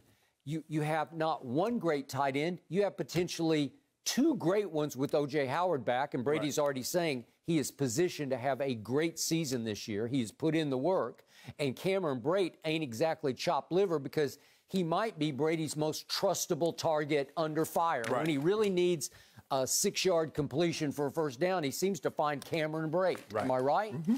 And I think Antonio Brown is going to have a bounce-back season because he wasn't healthy last year, and he finally had his first surgery of his life. He got his knee scoped and fixed. And they say he is running with the quickness and burst and deep speed that he had 5 years ago. Well, show me what's wrong with that collection. The only problem is going to be there's only one football, right? Mm-hmm. Help me out. Mike Evans, Chris Godwin. Where do you turn? Scotty Miller is sneaky deep threat as you'll find in the league. What's not to like? Help me out on defense. Where is the hole? Show me someplace. They're deep, they're talented, and they are flat out nasty. And I think they have the best defensive coordinator in football. And I'll throw in Bill Belichick, but I'll take Todd Bowles right here, right now, because he can not only call defenses, but he can get them. He brings them to a boil as well as any coordinator I have seen. Okay, show me what's wrong. The only thing that's wrong is odds. The odds are you're going to lose a game because you know how this league works. Everybody's pretty to very good, and so if you have just a little bit of an off day, you can lose. Exactly, Skip. Right? I've been one of the team, won the Super Bowl. We start next year, Skip. We're 13-0. We go to the Giants. Giants are terrible. One off game. Okay. Fox Bet is already favoring Brady's team in every game on this 17-game schedule. They will be favored in all the road games to win. But the simulations got them going to winning 12 and a half, winning 12 and a half games. Well, I don't care about the simulation. I'm going eye test. What do I see? What's not to like? Injuries can obviously tear a team apart. I'm going to knock on wood for their injury factor. They are very deep. They're amazingly deep because everybody came back. You kept betting cases against he won't come back, Shaq's going to get paid. Right. They took hometown discounts. Levante David took a hometown discount because he wanted to run it back because they had so much fun last year. I think they love playing for Arians. I think they love playing for and with Tom Brady. I just think they're having the time of their lives. Right. And they know that they're positioned. They could do something no one's ever done. Now I'm going, wait, I'm just in one game at a time. I'm not even taking a season at a time. But could they win 3 in a row? Sure they could. They are that caliber of a football team to me. They are just on paper, they're the best team in the league. That's just me. I don't see a hole. I don't see a problem. So you picking them to go 17-0? I do. I got them going 17-0. And if they go 17-0, they're going to go 18, 19, 20-0. Well, how many cases can I get on it if you don't go 17-0? Well, how far out on the limb am I? Right? No, I mean, I don't need to bet. I'm betting my pride on it. I got the courage of my predictions. I'm not waffling about, well, I'm going 14 How about this is or 13. You know what? 4. I can't take your pride home and put it in my refrigerator and drink it at a later date and time. Yeah. So I need some of that. I need some dew. Give me 3 cases. I need odds. I'll bet you one case that they go 20-0 against 10 cases if they pull it off, because those are the odds. No. I'm actually giving you a break on that. I give you 3-1. I give you 3-1. No, it's 10-1. No, 3-1. What would the literal odds be? 100-1? Skip, you say Skip. I should hold your feet to the fire. I should bet you one case versus 100. No, but here's the thing, Skip. This is what you said. You said you can't remember a team being as talented as this team. Weapons. So it should be easy. It should be easy. Well, you know. Without the weapons. Okay, what does history scream at you? It's not going to happen. History is Tom Brady is unaffected by history. Yep. That's what you told me. Okay, I'll bet one. I'm giving you a huge break. I'll bet you one case versus 10. Because you're afraid of Tom Brady, because you know he's one guy you shouldn't bet against. I need more than one case. One case. So just to reiterate what the potential booby traps, the landmines are on this schedule. At Rams, it's not easy. We're not sure what Matthew Stafford's going to be, but I think he's going to be pretty good, and they are loaded. They're very good. That'll be a hard game. Defensively, that's I would say that could be their hardest game on the schedule, and it comes fairly quickly in Week 3, September 26th. Yep. Then at New England, I just believe there's no way Brady's going to lose to Mac Jones or Bill Belichick. Ain't no way Coach Belichick going to let him come out of there. You think Coach Belichick going to let him go in there and come out of there with a win? Could we get some pre-cases on that one, please? Give me some odds, like you gonna do me. Odds? Yeah. You're at home. See, you got Bill Belichick at home. Take it. You want me to give you odds? You have no courage. Give me odds. Odds? Give me the points. Are you kidding Whatever me? the points are, give me the points for 3 cases. Well, it'll be like, Tampa will be favored by 2 or something like that. Whatever the odds are, give me 3 cases and you got a deal. Okay, I'll give you the points. That's all I'll do. I'm going to give you the points for 3 cases. Okay. Right now. Okay, got it. Thank you very much. You're already picking New England to win the game. You have no guts. No courage of your conviction. But I mean, Skip, look, if you're going to give me insurance, I'm going to take it. Okay, at New Orleans is a division game. It's hard to win, but I think they will. At Washington, they struggled there in the first playoff game. Yeah, but I think they'll win that. Defeat. At Indy, you're way overselling Indy's offense, because if Carson Wentz is at quarterback, you will be wincing all during the game. That's the thing that concerns me. Thank you very much. And then Buffalo will not be easy, because most people think Josh Allen is an MVP front runner. They're a very good team, because they can run the football too better than better than people think. So this could be for all the MVP marbles in that game, which is December 12th at 4:25 Eastern. Okay, so there you have it. I say they win them all, and if they win all the regulars, they're going to win all the postseasons, and you will owe me 10 cases. All right. No, we ain't bet no 10 cases. Starts tonight. We are hours away from kickoff, and good news, guys. Our friend Michael Vick is going to join us to give his prediction Here we go. for Cowboys Bucks. Mike Vick after the break. Stick around. No mercy, no mercy, no mercy, and I won't back down. We know this by now. The wait is finally over as the NFL season kicks off tonight with Skip's Cowboys visiting the Buccaneers. Dallas is looking for a bounce-back season after a disappointing 6-10 season that saw them finish third in the NFC East, while Tampa is looking to become the first squad to win back-to-back Super Bowls since Tom Brady's Patriots in the early 2000s. We are now joined by friend of the show, Fox Sports NFL analyst Michael Vick. It's a good sign, Mike. If you're here, that means football season is back. So who you got? Who wins tonight, Dallas or Tampa? Tampa wins tonight. I'm going to go Tampa 31-21. Hard to bet against a team that's returning 22 starters on offense and defense. And I really look forward to this game. I recently ran into Gronkowski a couple months ago. The word that he expressed was comfort level. I ran into Antonio Brown. He talked about how they was going to have fun and how this season was going to be magical. If the offensive line is better than what it was last year, and you're looking at one of the most dominant teams the National Football League has ever seen, and it all starts with Tom Brady. You know, every guy has come back. You're looking at no new pieces to the puzzle, which is going to make it all easy to put together. You know, I expect the Tampa Bay Buccaneers to come out and be explosive tonight. But this is really going to be a good test for the Dallas Cowboys and their defense moving forward. You know, I don't expect them to win this game, but I expect them to learn a lot from this. It's going to build character for this team. It's going to help them, you know, become a better team throughout the course of the season. But as for right now, the Tampa Bay Buccaneers are must-see TV. They're going to be hard to beat. I agree. I just think Tampa wins big. I like what they do offensively. They can put points on the board. They can shut you down defensively. I don't think Tampa is going to have a whole lot of trouble scoring the football. I think maybe a drive or two early on. They might be a little rusty, but once they get their rhythm, once they get their feet up under them, I think Tom Brady moves this team up and down the field. And this defense, because I think the thing is, Mike, when you look at this defense, they want to show what they did in the playoffs, because everybody say, oh, they got hot in the playoffs. They want to show, no, we're a good defense. And the way you start by showing that, you don't wait till you get to the playoffs. You pick up where you left off exiting the playoffs. So what better way? We got the world attention. We're a standalone. There's no other games around. Come Sunday, guess what? There's going to be a bunch of games Sunday. There's going to be even a few games on Monday night. But we're a standalone. We're going to get the world's undivided attention. They want to send a message. Man, did you see Tampa? Man, they look good. Man, we got our work cut out for us. And that's the message that they want to send. The Cowboys just happen to be at the wrong place at the wrong time. And you know what? Can't help you. Can't help you. But wait a second. You just said to Michael, I agree they're going to win big. And I just heard Michael pick 31-21, which I don't consider big. Well, 21 would be no small achievement against that defense. It's marginal.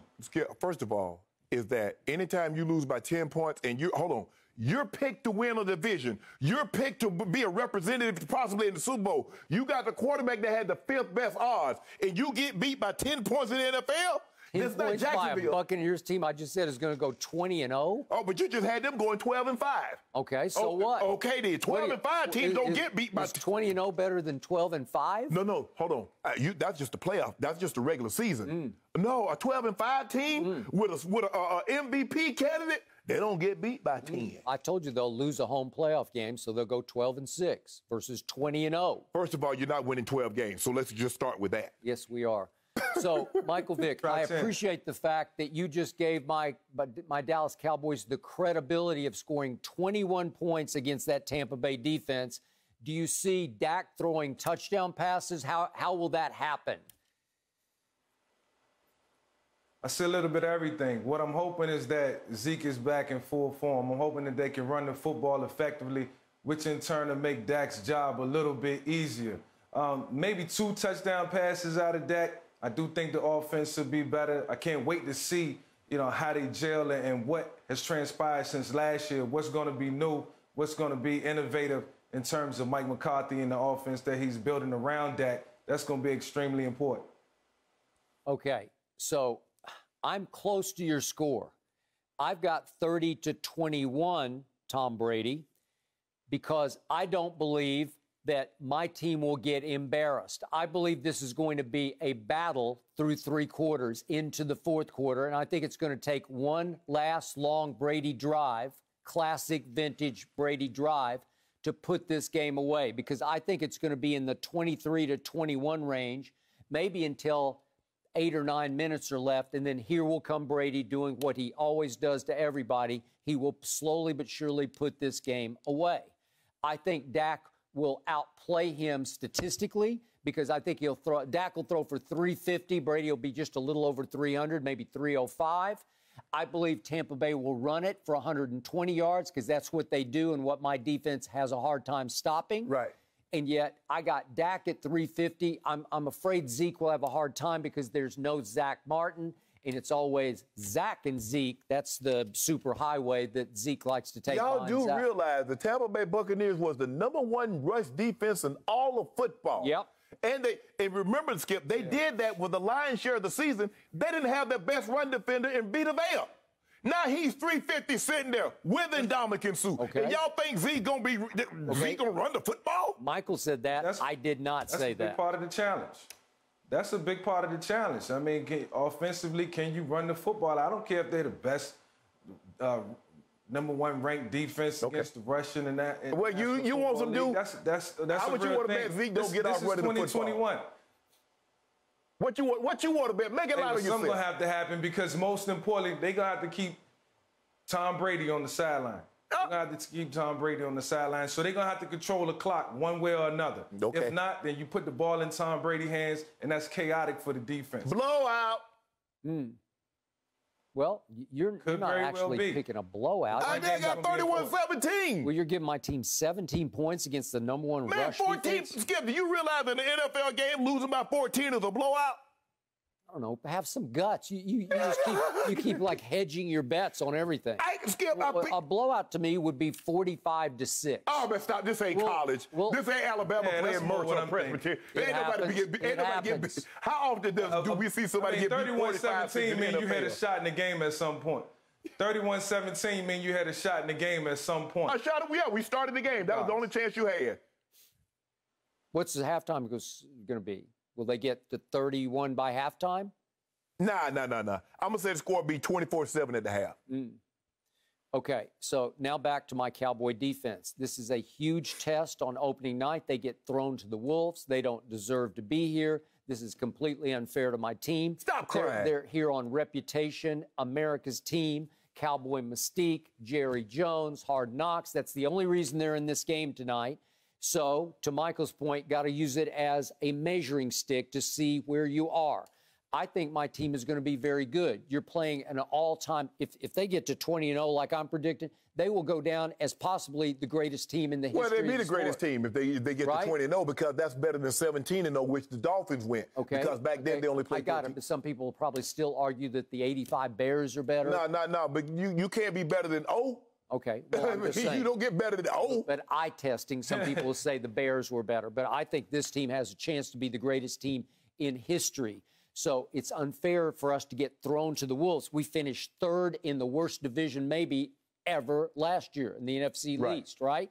So I still say that we're going to shock some people, because I agree with Mike McCarthy that he said in all his years coaching in the NFL, and he's been around a long time, I've never seen one side of the ball get flipped in an offseason the way our defense got flipped. All he did was flip personnel. That's what he flipped, Michael Vick. All the guys that was there from Gerald McCoy and the guy that they got from Kansas City, all the guys, that's the only thing that flipped. Ain't nothing flipped with no pre. Like he brought in some guys, like he brought in Luke Kuechly and Ray Lewis, and he brought in the Jalen Ramsey, and they got a Myles Garrett. Man, stop this. Flip what? Michael Parsons, best defensive player in the draft, said the Hall of Famer. That's one guy. One guy. Okay. Do you think Trevon Diggs is ready to emerge as a Pro Bowl corner? Well, he gonna have his hand full. You know what, Skip? That's the one thing I love about sports. The one thing I love about sports, you get to prove it. You doing all this talking. Now I want you to have that same energy when Tampa beat the break. You too, Mike, because I want you to come back tomorrow. I want you to come back tomorrow. I know. I said I'm definitely gonna show back up. I'm definitely gonna show up. Don't believe that. I do like the Dallas Cowboys defense, man, and Michael Parsons definitely in the middle is gonna be one of the guys who got to be the staple in controlling how that defense maneuvers. But this is going to be a good test. A step in the right direction, even if it's a 31-21 game like I'm predicting, it's still a confidence builder. It's going to build some character. They can learn from this. They can move on. And who's to say that they're not going to win? It's 50-50 chance for everybody. Well, put something on it. You know, put something on it. You come out 50-50 chance. Ain't no 50-50 chance. Put something on it. You think they're going to win. Put something on it.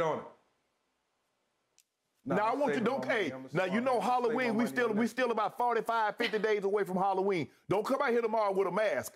Don't come out here, because I know who you are. I know who you are, Michael Vick, talking about the Cowboys got a chance. I like their defense. I want you to have that same energy tomorrow. No. I mean, look, I like that defense moving forward in the season. I'm talking about tonight, I don't know. I can't say. We're talking about the greatest to line up, baby.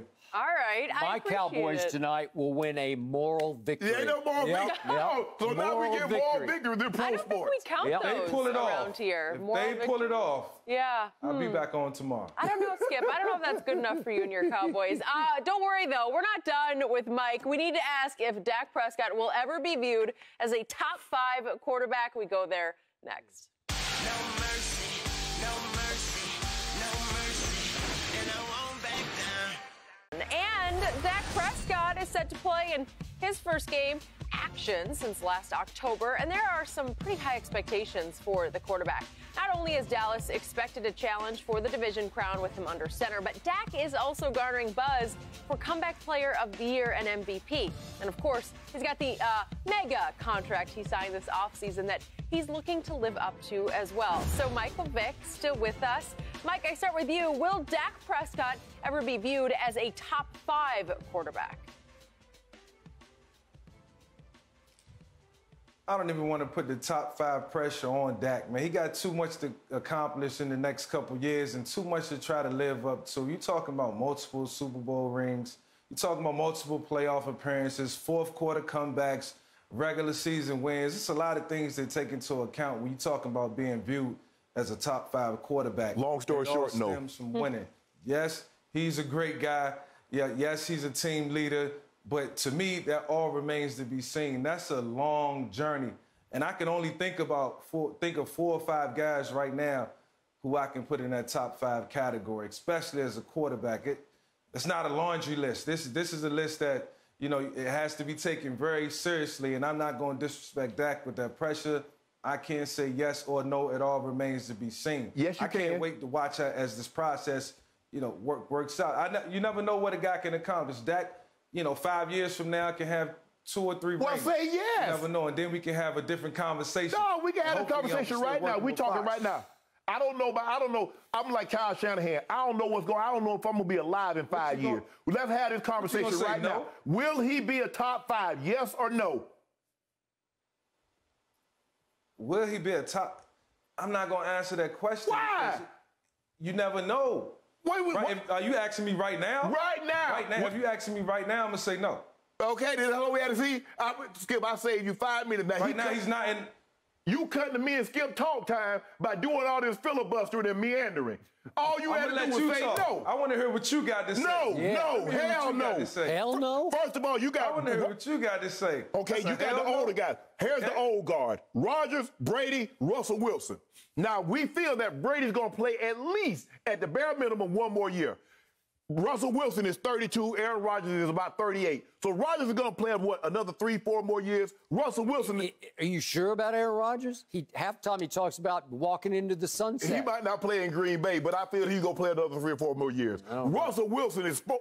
Every time you hear Russell talk, he talks about 45. That's another 13 years. Now, I ain't even got to the guys that's his age and younger. Mahomes boy, Josh Allen, Lamar Jackson. There's a guy that's right now that's going to be on the inactive list, probably whole season, maybe on the commissioner's list, Deshaun Watson. Now let's go to the young bucks.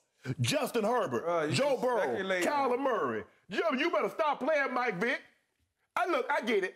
You around these guys a lot more than I am. I'm into my studio. So, yeah, I'm in the studio. I'm at home. But I don't really cross paths. You got to understand, I played the quarterback position, man. I know this ain't the topic you could just come out and say, like, this guy's going to be in the top 5 in the next. You don't know. You got to let it play out. Guess what, Mike? It's not a position where you can play games with, man. This is one of the most cerebral positions on a football field. A lot of things have to happen, Shay. That's all I'm telling you. I'll give you that. You know how serious this quarterback position is. I'll give you that. And if he becomes a top 5 quarterback, I'll come in and say, you know what? I didn't see Dak Prescott being a top 5 quarterback, Skip Bayless. I was wrong in my assessment. Okay. But as I sit here right here today, he ain't it. Okay, that's more like it. I got you. My turn.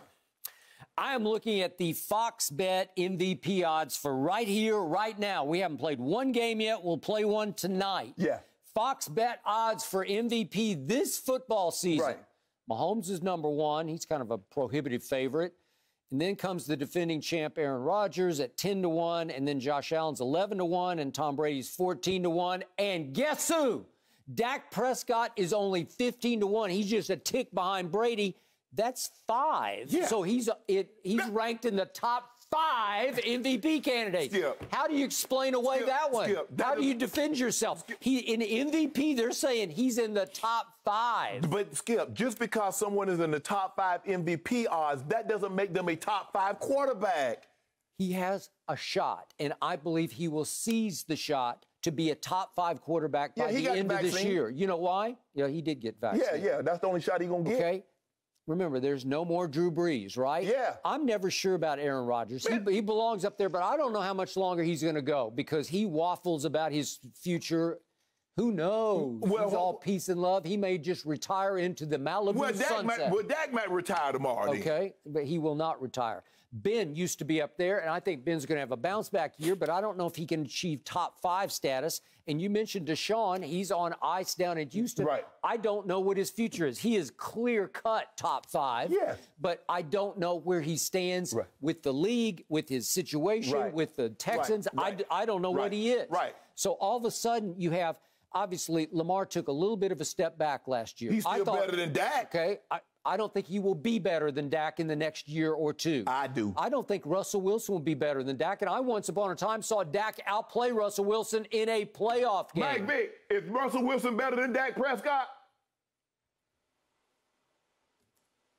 No, not right as of right now, no. Oh, hold on. You said Dak Prescott better than Russell Wilson.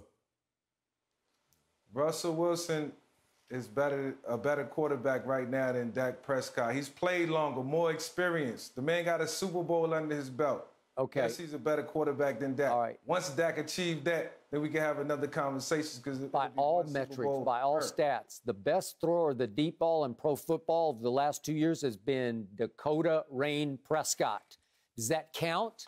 Does it count that you have a trio of receivers that are at least top 3 in the league? Yeah, that helps. Does it help that your Pro Bowl linemen are back? And they're not too old. They're all in the 30 range. So they're going to be there for a while if they can stay healthy, which they have not been able to do. If Zeke has the bounce-back year I think he has, then the pieces will be in place for Dak to rise. Again, you keep talking about Josh Allen. I'm not sold yet. I haven't seen it. Well, if you're not sold on Josh Allen, you damn sure better not be sold on Dak Prescott. Well, because he ain't never had a season like what Josh Allen had. Really? Period. I don't know. 2014 and 16 looked pretty great. Can't touch that one. Skip, you see how many yards that man threw for? The man finished second in the MVP voting. Okay, well, he's 3rd right now in MVP odds. Dak is 5th and not too far behind him. So Josh Allen's 11-1, Dak's 15-1. Let me ask you a question. Who did the NFL execs pick to win the MVP this year? Well, which one are we going off of? Which website? We just did one off ESPN, and they picked Josh Allen, and I told you, I said, I'm not seeing or buying. You see it. Okay. You see it. Okay. In the words of Tony Baker, you see it. Okay. I believe Tom Brady's going to win the regular season MVP this year. But Skip, even if you look at 1, 2, 3, 4, 5, 6, 7, 8, 9. I mean, it's hard for Dak to crack the top 10 when you really look at it. When you look at Rodgers, Brady, Wilson, Mahomes, Josh Allen, Deshaun Lamar, Justin Herbert, I ain't even throw Tannehill in the mix. Okay. Tannehill has outplayed him the last 2 years, Mike Vick, and you know it. I believe by the end of this year, Dak Prescott will be ranked in the top 5. You will say he's a top 5. I bet he don't. Okay. Well, put some dew on it. Well, 2 cases right now. Of how? But it's subjective. It ain't no subjective. You know the top 5 quarterbacks. You know them. I told you Dallas could be playing Bishop Sycamore, and you'd pick Bishop Sycamore. Well, y'all Dallas Sycamore. So you'll say, he's not top 5. I win 2 cases. First of all, Bishop Sycamore and Dallas Sycamore, I mean, it's 6 in one hand and half a dozen. There we go. That's what I wanted to hear. All right. Mike is not done. He's going to hang out for one more topic. Tom Brady, is he the undisputed GOAT? Don't go anywhere. No mercy, no mercy, no mercy. And I won't back down. And I won't back down. Tom Brady and the Bucs are looking to become the first team to win back-to-back Super Bowls since Brady's Patriots accomplished the feat in the early 2000s. TB12 has won 7 Super Bowl rings, 3 MVP awards, and has countless passing records as well. So, Mike, we know you think Tom Brady is the best quarterback ever, but is he even the greatest NFL player ever? Said it before and I said it again. We all know it ain't no secret. Tom Brady is the greatest football player to ever walk this earth. There will never be another. It'll never be another man that'll win 8 rings, whether it's just another individual player, not a quarterback, or there'll never be another quarterback that'll win 8 Super Bowls. We talked about that before, or if it's 7 Super Bowls or wherever he's at right now, I think it's 7. But it'll never be another guy who will do the things that Tom Brady has been able to accomplish. It'll be 8 this season. I'm already ahead of myself. Yeah. But, you know, Peyton Manning. Well, how you going to predict the future? You just told us last segment you couldn't predict the future. Peyton Manning was the mastermind because this I could predict this. I can almost predict this. We all can sit up there and predict this. This is going to be an easy one. And if it happens this year, it won't be a surprise, I can tell you that. Man, I was just looking at the list last night, and it's funny that I played in the era with every last one of these guys with the exception of Jim Brown.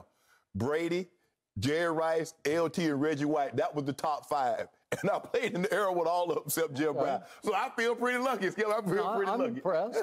Michael crossed some of them. Yeah, I think you miss. I think you missed Reggie. You missed Reggie. No, I think you missed Reggie LT. Yeah, but you got Jerry. Right. You got Jerry and Tom.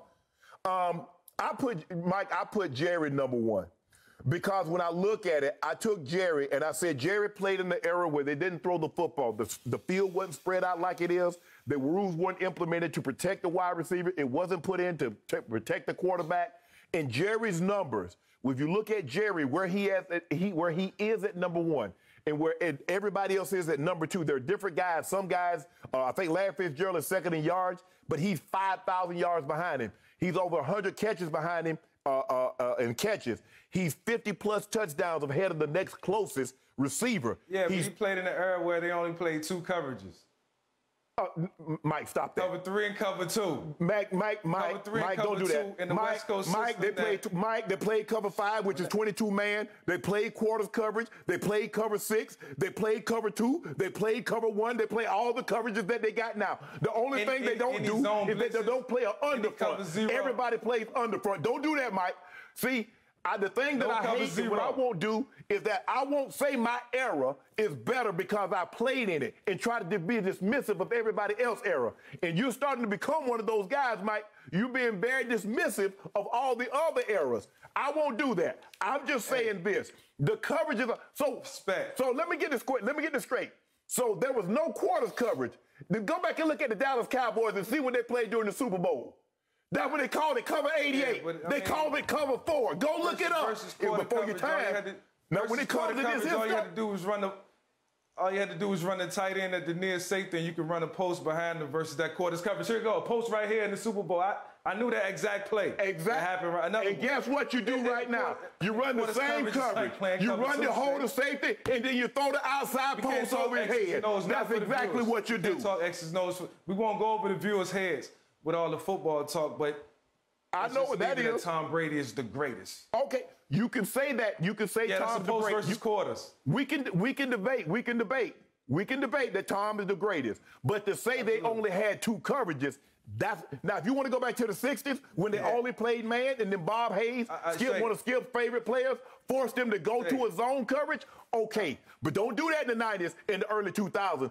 All the coverages that you see now, they had them. The bomb coverage, the cover zero, go look it up in the Super Bowl against the Green Bay Packers on 4th down and see what we ran. Bomb blitz, zero coverage. By the way, zero Tom Landry, 70s. No disrespect. It was a different era. Go ahead. Tom Landry, 70s, ran what was called the flex defense, Yeah. in which they offset every other offensive defensive lineman. They're set back, Yes. and the corners were terminally in man-to-man. Correct. That's just what they played. Yes. All right. I cannot help but characterize your insistence on Jerry Rice being the greatest football player ever as straight Brady hate, or at least Brady disrespect, or at least trying to keep Brady at an arm's length from greatness. Because how can you make a case when you played the position of receiver, a receiving tight end, that any type of receiver could be better than any type of quarterback? Because it's a quarterback's game, as Michael Vick will be the first to tell you. And you have told me many times on this show, receiver is a dependent position. Yes. You go as the quarterback goes. He has to read it and see it and decide you're open enough to throw it to you. And then you have to trust he will get it within your catch radius for you to catch. Skip, I think we're having two different arguments. We're trying to debate one thing, but what you're telling me, I'm not saying Jerry was ever more valuable than the quarterback. I'm saying Jerry was a better receiver than Tom is at quarterback. That's all I'm saying. If you look at the numbers, how can you even say that? Because, Skip, he's ridiculously great. If you look at his numbers compared to the next best numbers at 2. And all the guys that had these numbers after Jerry played in the era, which all they did was throw the ball. Okay, but I can give the bulk of that credit to Bill Walsh's offense, the West Coast, and to Joe Montana and Steve Young for throwing it to Jerry Rice. Yes, but Jerry had no impact on them. Okay, but in leadership, Jerry wasn't a leader. He was a follower on those teams. Yeah. Okay? It was Jerry's work ethic. Jerry led through work ethic. No, he wasn't vocal like a Michael Irvin. No. He wasn't vocal like a Shannon Sharpe. Michael Irvin was the leader of those 3 Cowboys Super Bowl teams. Jerry Rice was not the leader of those 49ers And teams. then LT, what do I even need to say about LT? Okay, but again, if you gave GMs the historical opportunity to take Brady or LT, they would just take Brady because you can't beat him. Because of the value, Skip, the value at the position. It's like, okay, give me if I give you a choice, Skip, I give you Johnny Bench or I give you Sandy Koufax, Randy Johnson. Who you taking? Well, obviously, exactly, I love Johnny Bench because he came from my state. Yeah, but the value, the quarterback, Mike, is always going to be more valuable because he has the ball on every play. Yes, absolutely. You just said it. The quarterback has the ball in his hands. Your own argument. No, but I'm in reference to Jerry Rice. Skip. Okay, just so in a vacuum, you're saying I'll take Jerry Rice as the greatest player in the history of the game. You can't say it because he plays a dependent position. He's disqualified from it. Skip, if you really look at it, the quarterback play. Mike, how many touchdowns you got?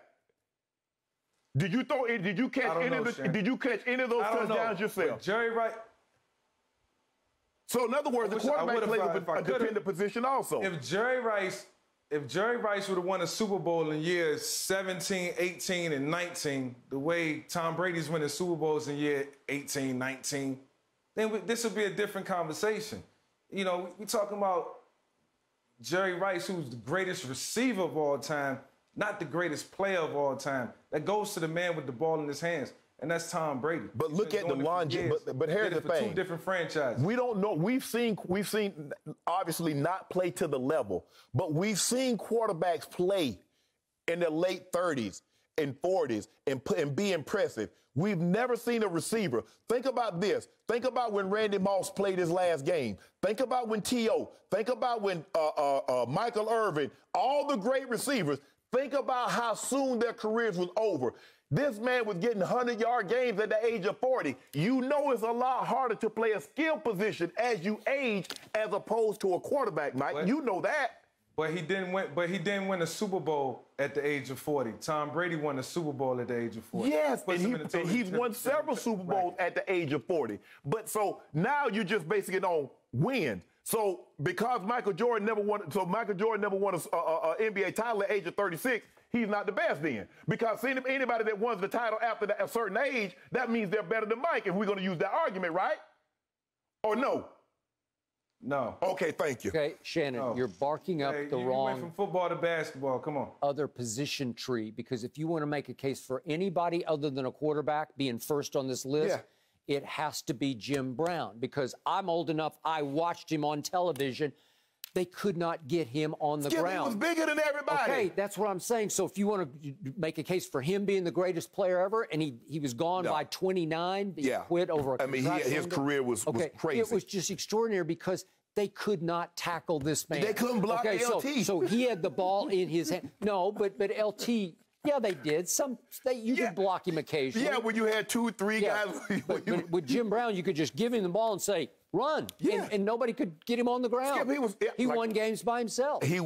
I didn't see Jim Brown, I just saw highlights, but it's just, I just look at Jerry's numbers and what he was able to do. We'll have this conversation again another day. We're just getting started. The good news for all of us, Michael's going to be here a lot. Yeah, don't worry, Michael. We'll pick this up another day very soon. We're so happy to have you. And be sure to catch Michael on Fox NFL Kickoff this Sunday, 11 a.m. Eastern, before all of our huge Week 1 games on Fox.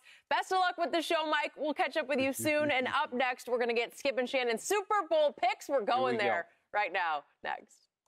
No mercy, no mercy, no mercy, and I won't back down, and I won't back down. The Bucs start their title defense tonight, but it's actually the Chiefs who are favored to win the Super Bowl this year, according to Fox Bet Sportsbook. The Bills, Packers, Rams, and Ravens are also getting some buzz to win the Lombardi. So, Shannon, what is your Super Bowl matchup and who wins?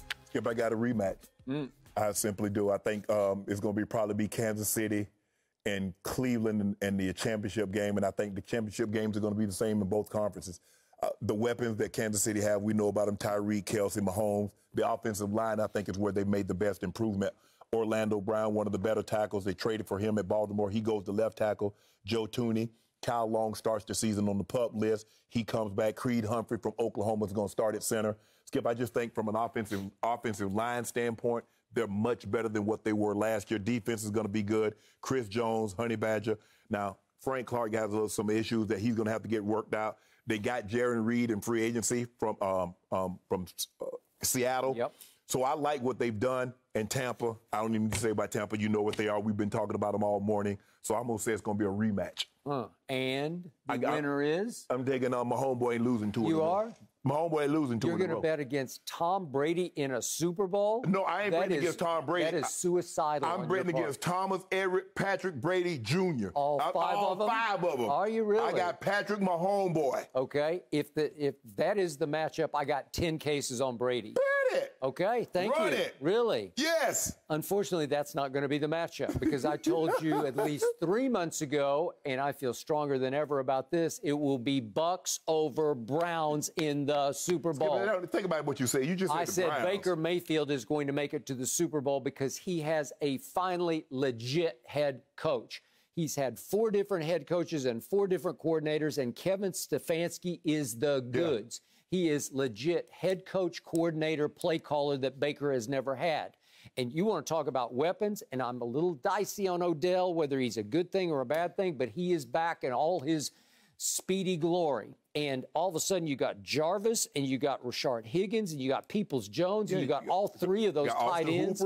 They're 2 backs. They're just loaded. Best offensive line in football. The backs are as dynamic a duo as you can find in the league. Yes. Then we go to the other side of the ball, and how about Myles Garrett with Clowney, with Takk McKinley, and the secondary is it's second to none with Denzel and Greedy, and now they got John Johnson at safety and Grant Delpit at safety, and Troy Hill is their slot corner. They are loaded. This is the second best roster in the league to Tampa Bay.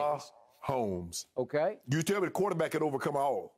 Okay. That's what you tell me. I just believe that the AFC Championship game will be played in Cleveland, and Baker Mayfield will win it for the Browns. Oh, so the Browns are going to beat Kansas City in the championship game in Cleveland. Yep, that's what I got. That's what you got? Yeah, and you're afraid of it because I can see it in your eyes. You're like, uh-oh, he could be right. I like my homeboy. Yeah. Best offensive line in pro football belongs to the Browns? Are you kidding? The Chiefs didn't need the best offensive line. They just needed better than what they had last year. How about this? How about I've never seen a team flip an offensive line like Kansas City did this year. You know, they did. And I give you some credit for that, but I'm not sure it's going to be quite as dominating as you think it might. No, they don't need to be dominating, Skip. Yeah, I love Creed Humphrey. I've watched Creed Humphrey for 4 years, and I got to tell you, he will have some struggle this year. How about when they snap the ball to Mahomes, he doesn't have to take off running? Mm-hmm. Can they do that? Can they stop him from having to do that? Probably it'll be that good. But, okay, that's all again, they need. Does he have to play against Shaq Barrett and JPP every game? No, just in one game, according to you. If when they snap him the ball, he doesn't have to take off running from his life from Shaq and JPP. This is about to be a breeze. Really? Well, speaking of a breeze, I got Tom Brady winning regular season MVP and the Buccaneers going 20-0, all-time greatest team ever. How many cases can I get on Tom Brady not winning MVP? Well, again, I'm out on the limb. So you want the field?